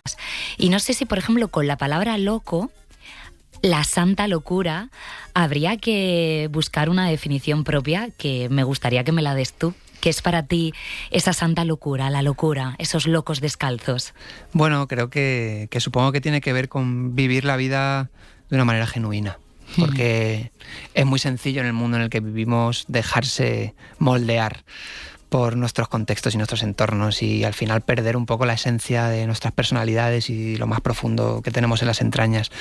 Y yo siempre he querido vivir mi vida de una manera genuina y valiente y profunda y diversa, y he tratado de pasar por el mundo así, y esa es la huella descalza que he querido dejar, ¿no? Y me he encontrado, por suerte, en mi vida con muchas otras personas que también estaban en la misma búsqueda, o en una búsqueda parecida a la que yo tenía, y supongo que eso también nos ha permitido, por ejemplo, tener una familia musical durante 10 años, que para un cantautor solista no es algo tan común ni tan fácil de encontrar, ¿no? Entonces también por eso queríamos honrarlo. El camino recorrido, que hemos sido 4 muchachos del mismo barrio de Rivas hacia Madrid, que hemos recorrido el mundo entero a través de estas canciones que un día se me han ocurrido a mí en la soledad de mi habitación, y en verdad hay algo muy hermoso en poder haber construido una carrera colectivamente, ¿no? Y creo que también tiene que ver con eso, ¿no? Con que la vida tiene que ser un objeto compartido dentro del individualismo en el que estamos cada vez más abocados. Yo creo que pensar en la vida como un ejercicio colectivo es algo que a mí me ha salvado la vida, me ha hecho muy bien. Por eso decía yo que para mí todo el disco y las canciones tienen algo eso de celebrar lo común. Oye, ¿qué es para ti y para los artistas el verano? Época alta de trabajo, no sé si de estrés, no sé si de cansancio, con tantísimas giras. Depende mucho, tengo la sensación, de los ingresos del año, el verano, ¿no? ¿Cómo resulta el verano? El verano han sido muchas etapas de mi vida para mí. Para mí el verano, cuando era muchacho, era mis padres, que eran músicos y giraban, y mis otros 2 hermanos tenían un padre y una madre distintos, porque yo tengo 2 hermanos, pero son de padre, uno de padre y otro de madre. Entonces yo solo tenía unos padres en verano, y me tocaba irme a girar con ellos por los pueblos de Extremadura, por ejemplo, cuando hacían la gira del camión. O si no, me mandaban con mi abuela Yuya, a Tenerife, y yo me pasaba todo el verano en Tenerife. O sea, eran veranos totalmente opuestos. Los dos chulísimos, pero... Sí, totalmente, claro. Pero la realidad era que cuando yo era niño, el verano, como dice mi padre, era un año al sol entero, ¿no?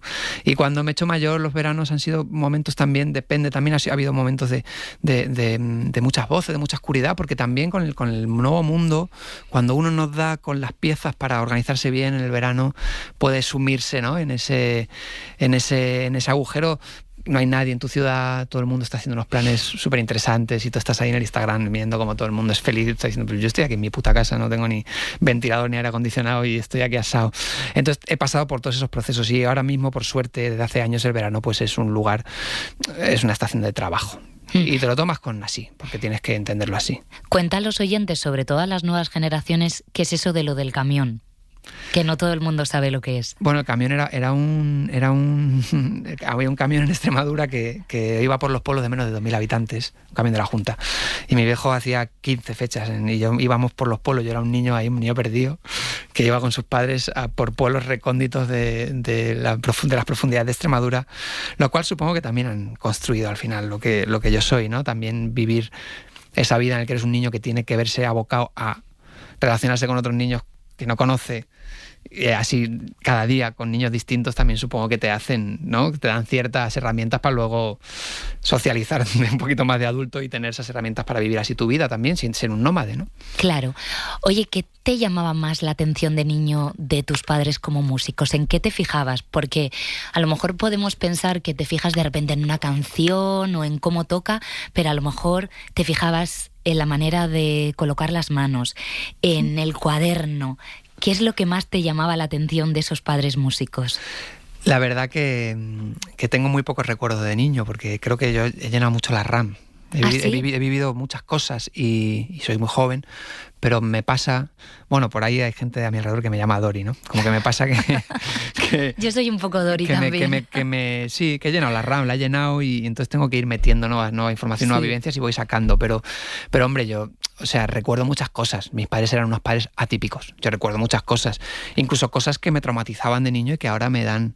¿Cómo qué? Mira, por ejemplo, cuando yo me iba al campamento de verano... Sí. Yo iba a un campamento de verano. Y entonces a las 8 de la tarde era el momento en el que los padres llamaban a sus hijos. A mí no me llamaban. ¿Porque estaban liados? No, porque me regalaban mi espacio. ¿Ah, sí? Claro. Pero yo es algo que he entendido de mayor. Yo cuando era un niño y llegaba la hora en la que todos los niños, los padres llamaban a sus hijos, pues a mí no me llamaban, y yo decía... ¿Qué pasa? ¿Que a mí no me quieren mis padres?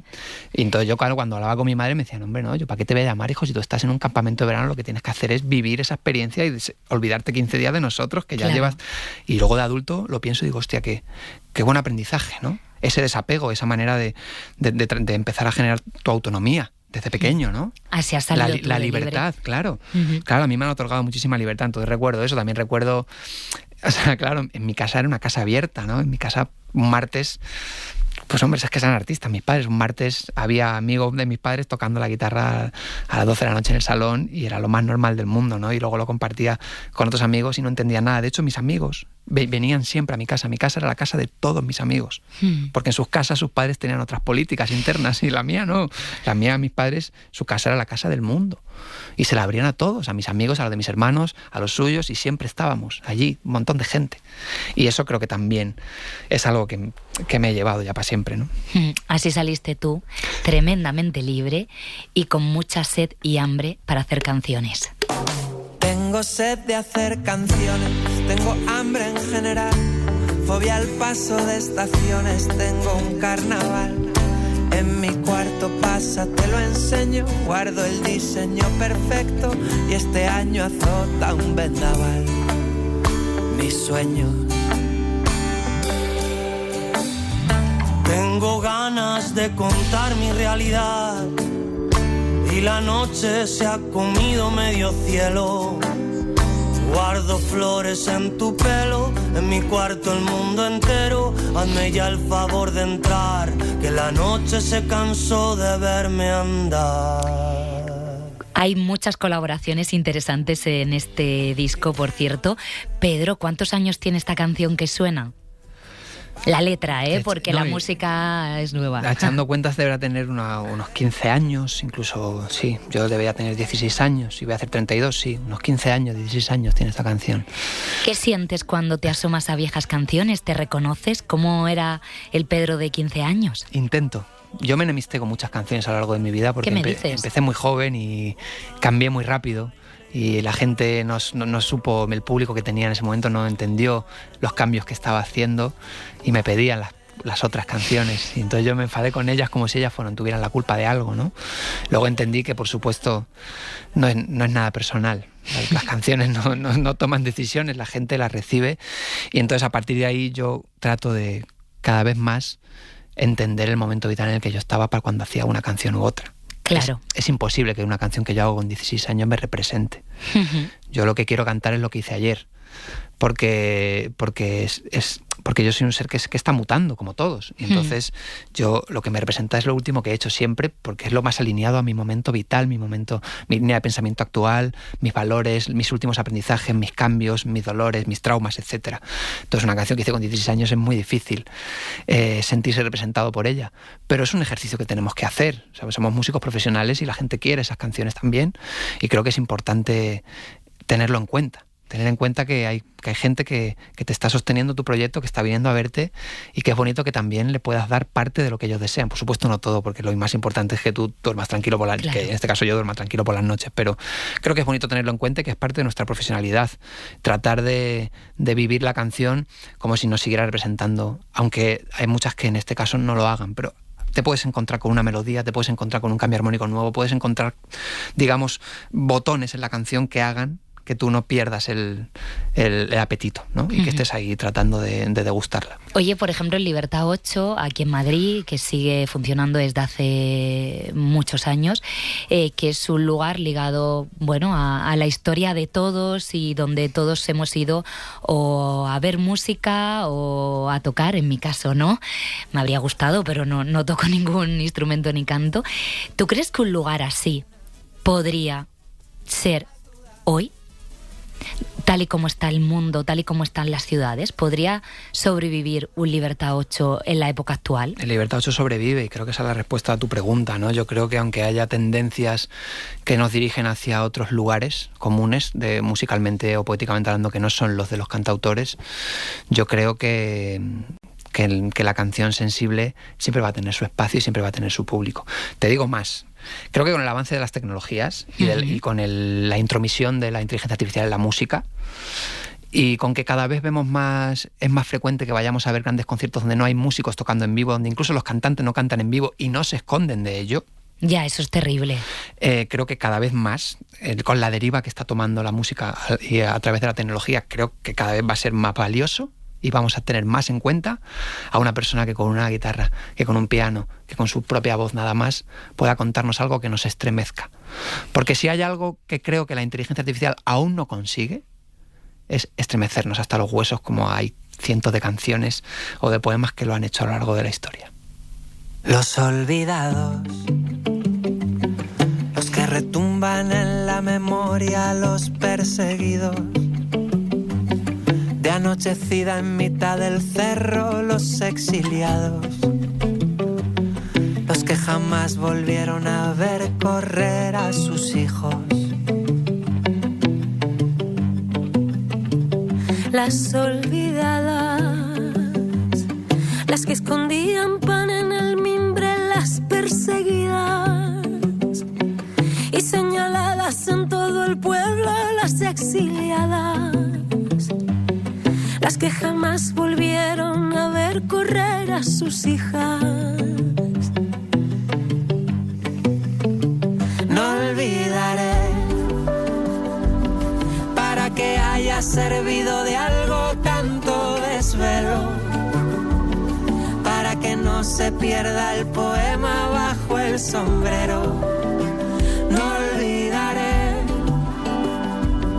para poder hablarle a mis hijos de los abuelos, para que un día al fin descansen justos los huesos.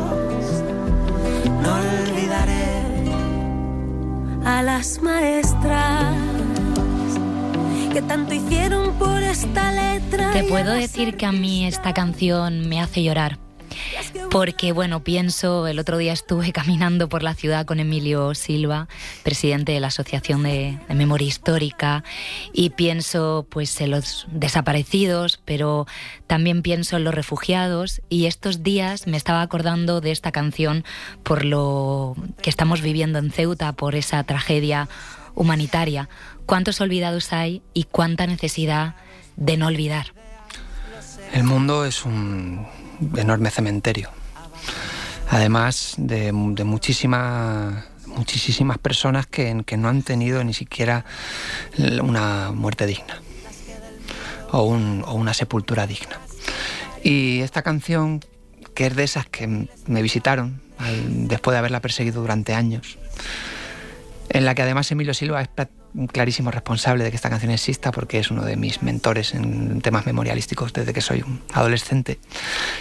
Esta canción habla exactamente de toda la gente olvidada por la historia de nuestro país, pero en realidad cantándola en tantos otros lugares del mundo, he descubierto que por desgracia hay un lugar común entre todos los territorios, que es la utilización de la amnesia como un ejercicio del poder para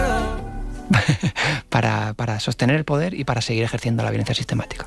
Todos los huesos, no olvidaré.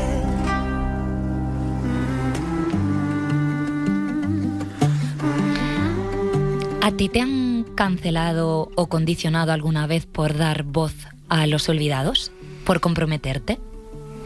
Bueno, sí, claro, nosotros nos cancelaron hace años, de hecho fue un tema muy sonado, nos cancelaron en las fiestas de Aravaca. Es verdad. No sé si lo recuerdas, hace unos años ya. Un poco los fantasmas se me han revuelto ahora con esto de los Estados Unidos, salvando las distancias, porque ahí sí que había claramente una decisión política. Esto pues podemos imaginar lo que es, pero no existe, digamos, un escrutinio de decir esto es político. En ese caso lo fue. Y imagino que nos habrá pasado muchas veces más y no nos hayamos enterado. Me imagino que habrá pasado muchas veces que nos hayan propuesto para tocar en ciertos espacios y que haya habido alguien que no haya estado de acuerdo con nuestro posicionamiento y entonces haya dicho que nosotros no tocamos allí. Yo creo que forma parte naturalmente de nuestro oficio. Y yo jamás en la vida me plantearía dejar de decir las cosas que quiero decir o que siento que tengo que decir por miedo a ninguna represalia. Creo que forma parte de mi ADN y creo que es algo que deberíamos hacer todos los músicos que tenemos sensibilidad social, ¿eh? Hay otros que no la tienen y es respetable. También. Claro, pero yo la tengo, entonces ¿qué voy a hacer con ella? Me la voy a esconder, no puedo. Para mí tienes una reivindicación y un compromiso muy luminoso, y del compromiso al amor.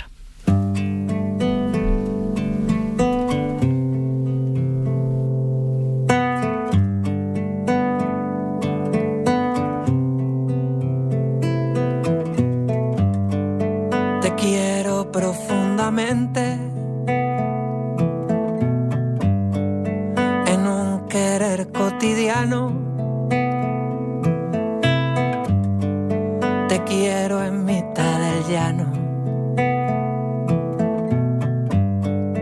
en un querer diferente. Te quiero y es evidente que si te vas no me muero. Mas mi amor es tan sincero que sin quererlo se vierte y no me canso de quererte, quererte como te quiero.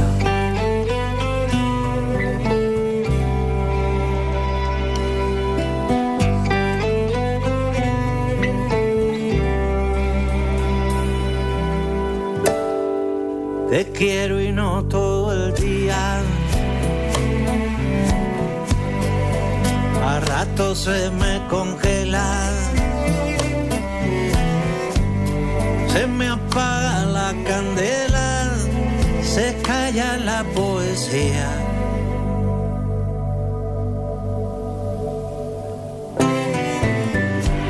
¿Quién le diría a aquel niño que iba a cantar con uno de sus ídolos, Silvio Rodríguez, iba a cantar una canción de amor que habla de un amor diferente y que entiende el amor desde esa libertad, que es la libertad que es parte de tu educación? Sí, que seguro que también Silvio ha formado parte de esa educación, de la educación de la libertad, porque yo le he escuchado muchísimo, he pasado muchas horas de mi vida con él. No con él físicamente, sino con él. Con sus canciones. Musicalmente, sí. Claro. Y a mí se me han agotado las palabras un poco con esto de Silvio, porque es verdad que es un sueño. Y yo no tengo tantos, ¿eh? Yo nunca he sido una persona muy ambiciosa, nunca he soñado muy alto. Yo soy una persona que me gusta tratar de degustar lo que tengo delante. Y esto era una fantasía. En mi cabeza era una fantasía y se cumplió. Y además no acaba aquí. Muy pronto voy a poder contar algo que tiene que ver con esto, que también me hace mucha emoción, porque la generosidad de Silvio no termina. Pues de momento esta maravillosa canción. Correr sin dar una explicación y de entonar la canción breve del libertinaje. Ahora probar este viaje de abrirte. Yo prometí de alguna manera que iba a hacer un pequeño viaje con Pedro, con sus canciones esta noche, porque sus canciones son, la verdad, como coger un avión y irse a un montón de lugares físicos y emocionales. Y ya tenemos que llegar al final, Pedro, pero te hemos pedido que nos regales esta noche de Faro de Verano una canción en directo. ¿Qué nos vas a hacer? Al final de este viaje en la vida quedará, como diría Silvio. Sí, pues cuéntanos. Mira, un poco ligado a lo que te nombraba antes, de lo que a mí lo que más me apetece ahora es cantar lo nuevo, porque es lo que más me representa. Sí. Os voy a regalar una canción inédita. ¡Ay, qué maravilla! Es una canción breve. A mí también me gusta hacer canciones pequeñas y breves. Y siempre digo que esta canción hay que tratarla con delicadeza porque es una canción pequeña.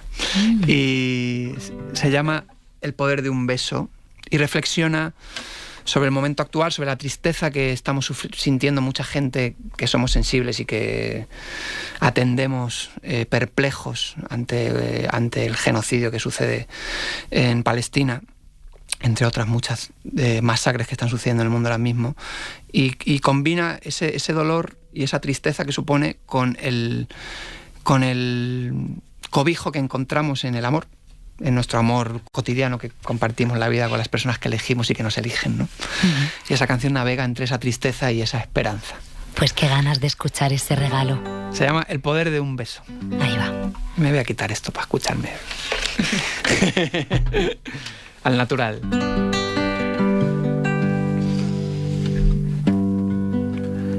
Debajo de la piel hay grietas, encima de la piel escudos.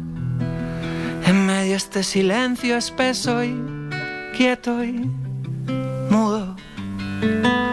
Debajo la lluvia hay gotas que quieren traspasar el muro, pero no encuentro la manera. Yo lo he intentado, te lo juro. Lo malo de la llama es luego, pues siempre tiene que extinguirse. Lo bueno, siempre hay algo bueno, me dice justo antes de irse.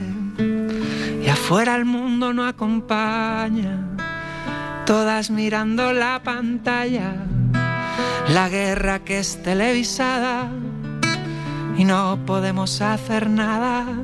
Y yo aquí pensando en tu boca, en tu aliento caliente, la fuerza de tus manos, el imán de tu mente.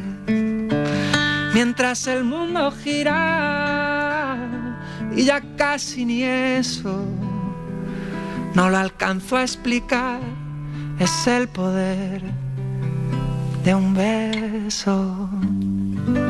Una canción pequeña que es enorme y que retrata tantas cosas de la sociedad actual. Fíjate que es una sociedad en algunos puntos fea, pero eso no es incompatible con la belleza. Y es lo que hay que seguir persiguiendo, y lo que hay que seguir buscando, y a lo que hay que aferrarse. A la belleza. Es lo que nos queda y es lo que nos salva. No sé si nos va a salvar, pero por ahora nos salva. Le voy a llamar Canción Faro, porque hoy hemos sentido esa luz muy fuerte. Muchísimas gracias, Pedro Pastor, por estar con nosotros en El Faro de Verano. Buenas noches. Muchísimas gracias a ti por abrirme las puertas. El Faro, con Laura Piñero. Sigue a El Faro en redes sociales, en YouTube, Instagram, TikTok, Facebook y X. Te quedas con los amigos que vuelven cada verano, con las siestas a la sombra de una parra y con ese tomate que sabía a tomate. Porque el verano no va de dónde estás, va de con qué y con quién te quedas. Gracias por quedarte en La Ventana, donde encuentras todo lo que te mueve. La Ventana, con Iñaki de la Torre. Tu verano en la SER. De lunes a viernes a las 11:30 de la noche, El Larguero. Toda la actualidad del deporte con el equipo líder de la radio deportiva. También en verano, todo el deporte en la SER. Atención, oyentes, durante el verano, el programa Transmite la SER cambia de horario. ¿A qué hora lo pondrán? Se emitirá no de 12 a 1, sino de 1 a 2, o sea, de 13 a 14. De 13 a 14. ¿Y qué será el programa, como siempre? Bueno, serán recopilatorios de los mejores momentos y tal. O sea, que os vais de vacaciones. Sí, nos vamos de vacaciones, pero de 1 a 2, de 13 a 14, estaremos aquí recordando. Hablamos de los domingos, ¿no? Sí, claro, los domingos de 13 a 14, Transmite la SER edición verano. La economía mundial, las conversaciones con Millás o la Fórmula 1. Todo en el coche, en el metro. Y en cuanto al tiempo, estamos ante otra. O en la ducha. Se circula con normalidad hasta ahora en las carreteras. La vida y la radio en tiempo real, en nuestra app y en cadenaser.com. Vayas donde vayas, estamos contigo. Cadena SER. El Faro. Con Laura Piñero.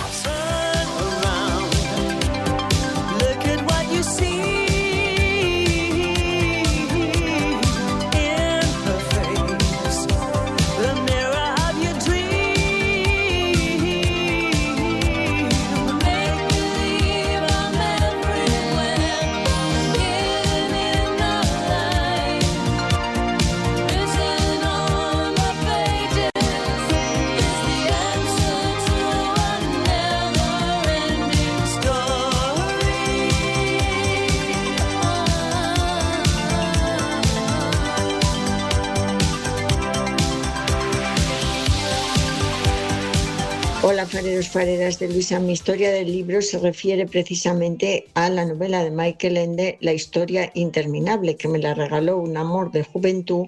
Por otra parte, tan breve como lo que me costó a mí leer la novela, siendo una lectora bastante rápida. Sin embargo, ahí queda su recuerdo y ahí queda mi amor por la literatura fantástica, que en muchas ocasiones te ayuda a comprender mejor la realidad en la que nos movemos. En esta línea, para terminar, citaros una frase del libro que creo que viene muy oportuna para el momento que vivimos, que dice así: cuando se trata de controlar a los humanos, no hay mejor instrumento que las mentiras. Buenas noches, muchas gracias.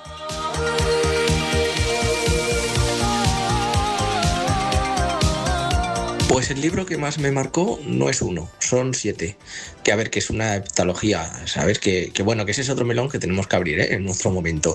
A ver por qué los libros ahora se tienen que dividir mínimo en una trilogía, en lugar de hacer una que sea así todo gordo. Pero bueno, a lo que voy. El ciclo de la puerta de la muerte es un libro de fantasía, de ficción, pero es que es una ficción tan bonita, está tan bien escrito, los personajes son tan completos y tan complejos, es tan bonito el libro para mí, que bueno, que no quiero que se acabe nunca. Así que cada vez que lo revisito, no lo termino de leer. Me quedo siempre en las 4 últimas páginas, las dejo sin leer, porque es un libro que me parece tan hermoso que no quiero que se acabe nunca. Buenas noches, fareros, fareras. David, el farero solitario.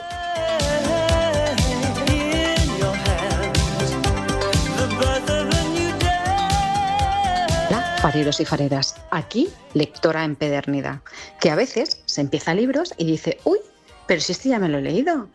Pues por eso empecé una cuenta de Instagram, hace 2 o 3 años, en el que iba comentando los libros, y así me permite recordar los que me he leído, los que más me han gustado y los que más me han emocionado. Lo que no pongo son los que no me han gustado nada. Hay algunos que los he dejado a medias y lo he dicho, y si alguien los quiere comentar, pues que los comente. Pero vamos, que también los libros a veces depende de en qué momento los empiezas. En fin, Tempus Fugit de Burdeos, que pases buen día, buena noche. Libros y recuerdos relacionados con libros y libros que nos conectan con cartas, con nuestro buzón de los veranos inolvidables. Hola Rubén, hola Irene. ¿Qué tal? Buenas noches, Laura. Hola, ¿cómo estás? Vamos a abrir ese buzón y Rubén, ¿qué nos han contado los oyentes por carta? Pues hay que decir que nos están llegando muchas cartas, así que y estamos escuchando todo, leyendo sobre todo tipo de relatos. Y bueno, yo estaba pensando hoy que en verdad yo soy como el cartero del Faro. Sí. Así que vamos, el próximo día me voy a venir con un sombrerito y todo. Por favor. Vamos a hacer la performance. Y como cartero que soy de este buzón que hemos abierto en el Faro de Verano, hoy vamos a empezar con una carta que nos ha enviado Mariano. Vamos a empezar con esta carta que en primer lugar hay que decir que nos explica Mariano que está pasando por un momento delicado en lo personal, en lo económico, así que bueno, desde el programa le enviamos todo nuestro apoyo y esperemos que encuentre en este Faro un espacio seguro, pues en el que aprender un montón, conectar con otra gente, con muchas ideas, y hemos pedido a Berto que ponga voz a las palabras de Mariano. Quiero felicitaros por esta nueva iniciativa de escribir cartas, teniendo en cuenta que es algo que ya está en desuso por las nuevas tecnologías, pero no es mi caso. A día de hoy sigo escribiendo cartas de amistad por correspondencia. No hace mucho coleccionaba sellos de correos, marcapáginas, que ahora se llaman puntos de lectura, calendarios de bolsillo y otros materiales. Pronto entendí que ocupaba mucho espacio y que el día de mañana no me llevaré nada. Como persona altamente sensible que soy, veo, siento, interpreto el lenguaje no verbal cotidiano y ciertos rasgos y comportamientos que pasan desapercibidos por el resto de las personas. Soy el olvido que seré y con eso me quedo. Un abrazo para todos los que hacen posible el Faro. Qué emoción, Rubén. Pues eso, como decimos, un abrazo para Mariano, todo nuestro apoyo. Están llegando cartas de todo tipo de tonos, de estilos, cada uno con unos recuerdos súper distintos. Y la siguiente carta nos la envía Tempus Fugit, que además la acabamos de escuchar su nota de audio. Es un microrrelato que ella ha titulado En la piscina. Así que por eso tenemos aquí a Irene, que es quien nos va a poner voz a Tempus Fugit.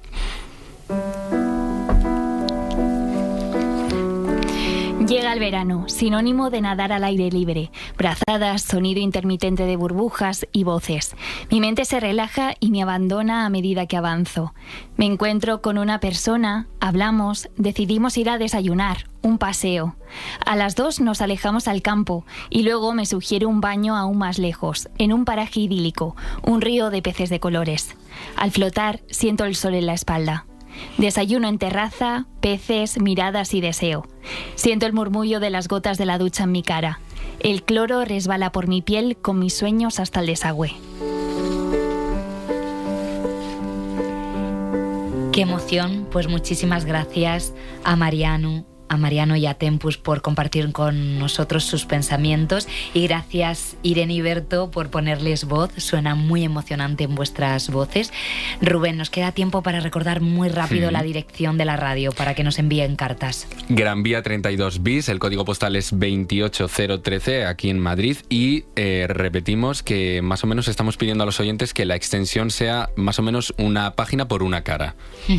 Y ahora, ahí la dirección, nos vamos a ir de viaje a un lugar y a un tema que tiene relación con todo esto de las cartas.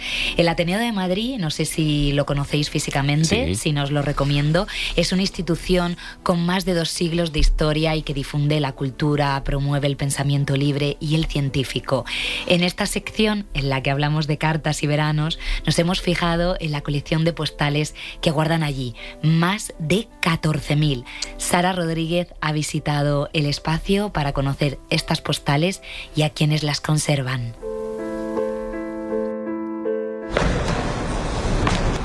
Subo las grandes escaleras de mármol del Ateneo de Madrid y allí me espera Óscar Chávez, responsable de la biblioteca y archivo del Ateneo desde hace algo más de un año. Bueno, este edificio es del año 1884, ¿vale? Pero no es la primera sede del Ateneo. El Ateneo ya había tenido varias sedes desde que se crea en 1820. Óscar es doctor en Historia Contemporánea y parece conocer cada rincón de historia entre esos muros. Vamos a la tercera planta, donde se encuentra la biblioteca y el archivo. Este es el Salón General, ahora conocido como la Sala Pardo Bazán. Y luego vamos a pasar a la pecera, que es la sala que hay al fondo, que son las salas más antiguas de la biblioteca.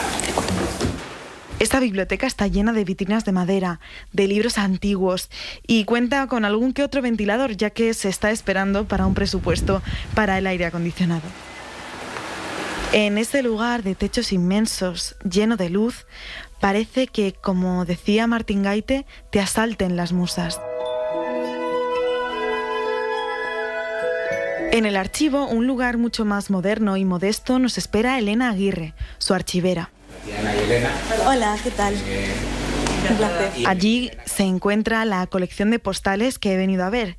Ella y 8 compañeros completaron la digitalización en el proyecto Tándem. El proyecto Tándem es un proyecto de escuela-taller, digamos, para formar archiveros. Y de hecho fue tan bueno que tenemos una archivera gracias a... Las 14.600 postales fueron donadas en el año 2010 por el catedrático de la Universidad Complutense, Juan Miguel Sánchez. Elena ha pasado mucho tiempo en esta colección, por eso le pregunto qué son para ella las postales. Como me estoy acordando de ti, estoy aquí y me acuerdo de ti. Es muy bonito y yo creo que también ese sentido de las postales es como el Instagram del siglo XX. Tiene un punto más íntimo y personal, pero es el compartir algo con alguien. Óscar, en cambio, contó esto otro. Condensa un montón de deseos, ¿no? El deseo de dejar de tener como una muestra material de esa experiencia que ha sido el viaje, ¿no? Esa experiencia que ha sido real o ficticia. Las postales tienen que ver con el valor que el viaje va teniendo a lo largo de la historia contemporánea, yo creo, ¿no? Y luego el viaje, poco a poco, incluso el ocio, la misma noción de ocio se va democratizando entre muchísimas cosas. Y es que enviar postales siempre ha sido más barato que enviar cartas. Óscar nos lee algo que hace años alguien escribió desde una playa de aguas cristalinas de Asturias. Queridos abuelitos y hermanos todos, la vida que nos prometemos es de rechupete. Y la prueba es que ahí tenéis la playa en que nos bañamos todos los días. Muchos abrazos a todos en general.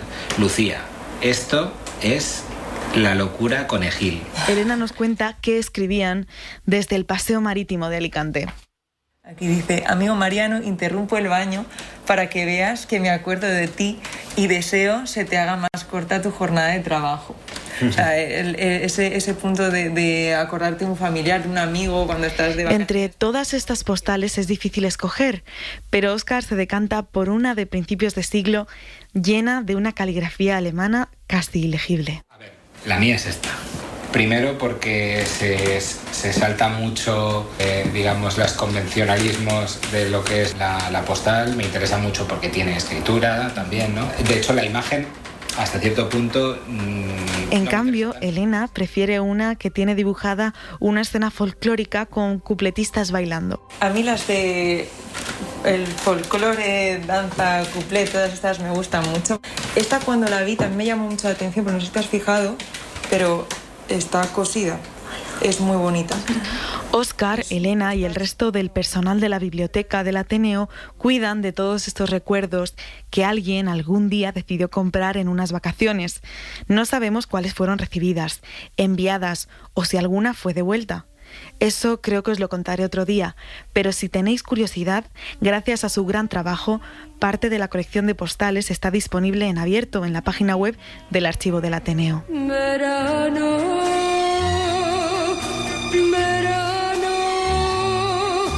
mirando en tus ojos el verde océano, el mar a lo lejos como un corazón, llenando de espejos nuestra habitación, tu piel de canela. Muy buenas, fareras, fareros. El nivel de mi lectura está en la reserva y desde hace ya mucho tiempo. Mi historia de libros olía a biblioteca, a verano y a silencio. Recuerdo salir con 3 bajo el brazo, sintiéndome rico. Ahora mi historia de libros está llena de buenas intenciones. Consiste en comprar 2, 3 y leer 1, ninguno. En casa tengo estanterías llenas de novelas que me miran con cierto reproche. Algún día les haré caso y ese día me arrepentiré de haberlas tenido abandonadas tanto tiempo. Un abrazón, Joselín de la Puebla, desde Madrid.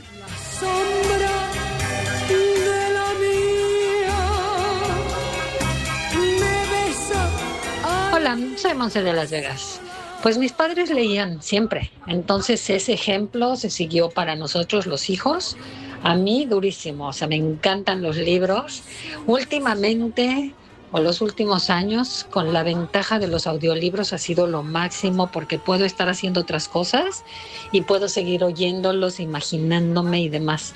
Mi vida realmente casi todas las horas en que estoy despierta, estoy oyendo un libro o estoy oyendo un podcast. Por supuesto, el primero, El Faro.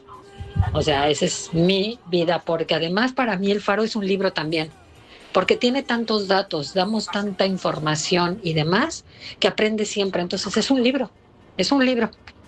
Saludos. El feed del Faro. Nombres propios tras la red.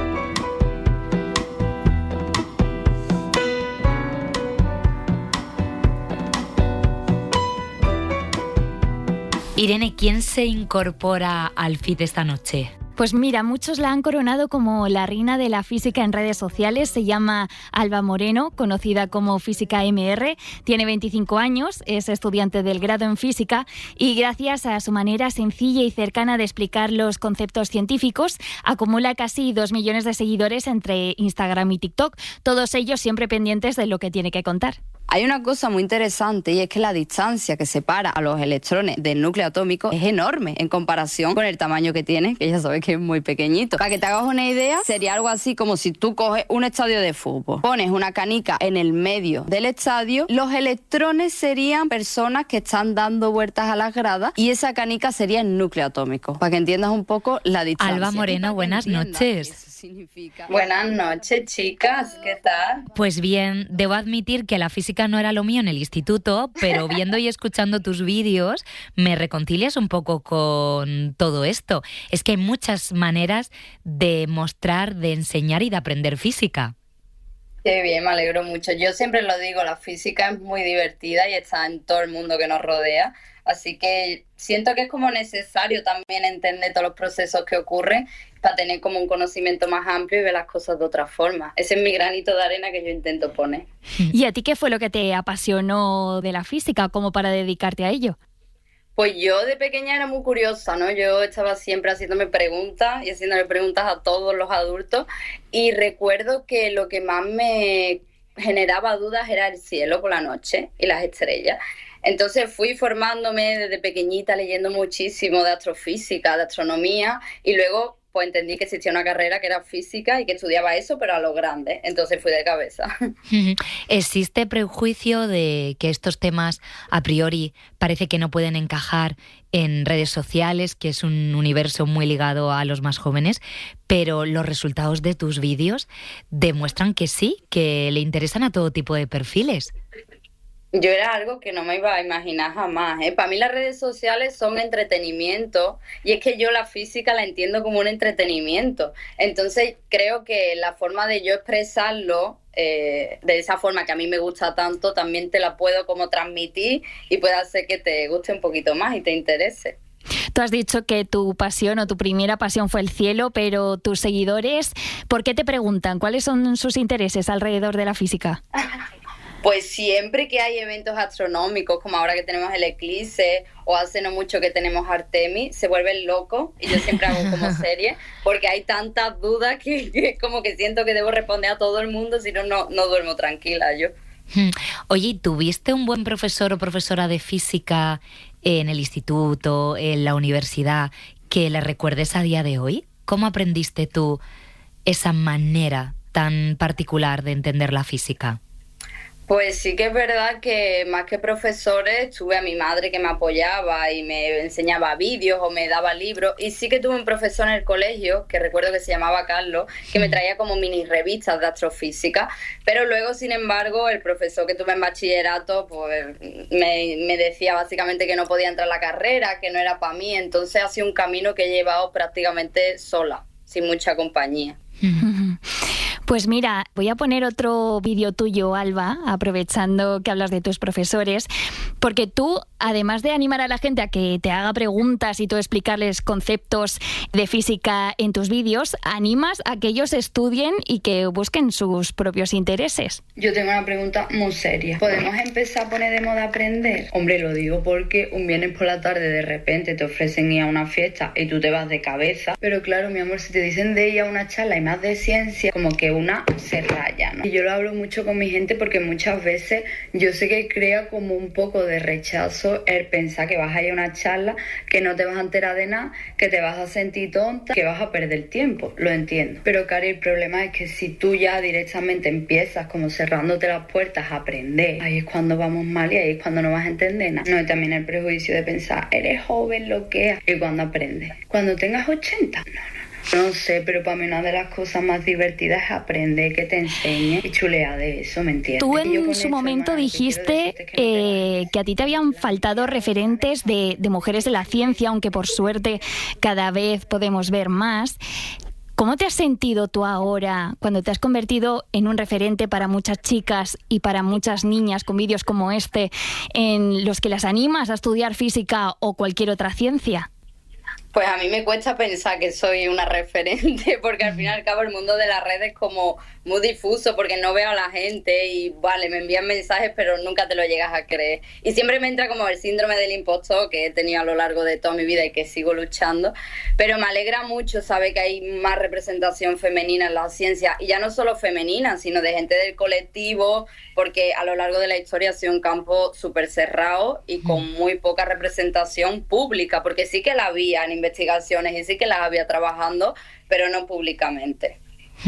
Oye, rompes con el estereotipo de físico que podemos tener en la cabeza, ¿no? Que lo ha reflejado a lo mejor históricamente el cine y demás. Pues llamas la atención por tu estética, por tu acento, por ser mujer. En una ocasión dijiste, nadie debería tener que cambiar su forma de ser, vestir o expresarse para dedicarse a lo que quiere. Me gusta mucho que también estés rompiendo moldes en este sentido.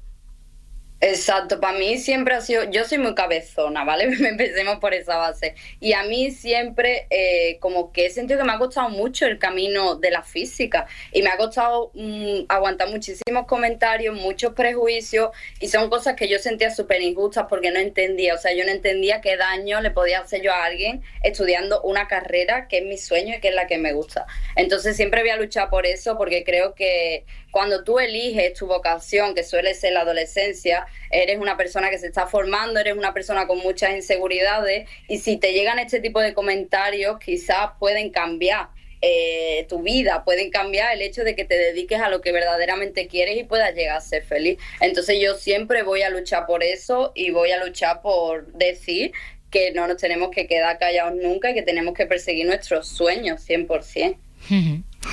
Y no podíamos despedirnos de ti, ya lo mencionabas antes. El gran evento que tenemos la semana que viene es el eclipse.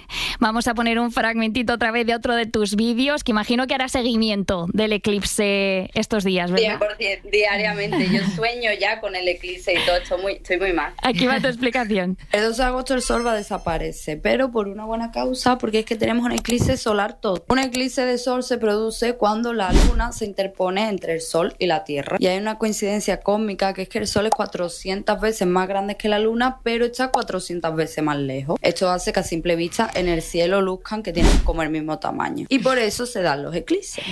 ¿Qué es lo que tenemos que saber? ¿Cómo nos tenemos que preparar para este día 12 de agosto? Sí, nos da tiempo, Lo primero, claro, es un día muy especial porque en España llevamos sin ver un eclipse solar total más de un siglo. Entonces, si tenemos la oportunidad de irnos a la franja de totalidad, que será en la mitad norte de España, yo os animo a que os peguéis el viaje, porque va a ser algo loquísimo y va a ser algo increíble. Importante que tengamos gafas de protección de eclipse, que tienen que tener la normativa ISO 12312/2. Eso es fundamental. Y ya luego disfrutar. Te tienes que ir a un sitio alto, tienes que mirar al oeste porque va a ocurrir al atardecer, pero sobre todo disfrutar con tu gente porque va a ser algo mágico. Vas a ver día hacerse de noche. Qué bueno, pues con eso nos quedamos. Alba Moreno, muchísimas gracias por estar con nosotros en este feed del Faro. Buenas noches. Muchísimas gracias a vosotras y un beso a mi abuelo, que es súper fan de vuestro programa y nos estará escuchando. Pues le mandamos un beso enorme a tu abuelo. Un abrazo. Un besito. Adiós. Chao, adiós. City of stars, are you shining just for me? City of stars, there's so much that I can't see. Oye, cerramos, Rubén, Irene, el capítulo libros, que por cierto me ha gustado mucho eso de que El Faro es un libro donde los oyentes, los invitados y nosotros mismos vamos escribiendo sus páginas y abrimos el capítulo del tema de mañana. ¿Qué vamos a preguntar? ¿De qué vamos a hablar? Historias de ciudades, así que vamos a preguntarle a los oyentes que nos envíen sus notas de audio, como siempre, con, por ejemplo, pues cuál es su ciudad preferida, aquella ciudad a la que siempre viajan. No sé si vosotros tenéis... Como es la ciudad en la que viven también. La ciudad en la que viven, que la describan, o su ciudad ideal. Sí, o la ciudad que les ha decepcionado, o si la ciudad donde habitan ha cambiado mucho a lo largo de los años, si se van a mudar. Nos sirven también calles, rincones, recuerdos de ciudades. Has dicho que sí, que la que les ha decepcionado. ¿A vosotros os ha decepcionado alguna ciudad, algún viaje? A mí de momento no, menos mal. Yo siento un pelín de desamor con Madrid. Mañana cuento por qué, pero llevo muchos años y es normal. Mañana contaremos esto del desamor y de las ciudades por dónde van. Pues nada, mañana lo dejamos aquí. Muchas gracias, chicos. Historias de ciudades. Hasta mañana. Feliz noche. Adiós.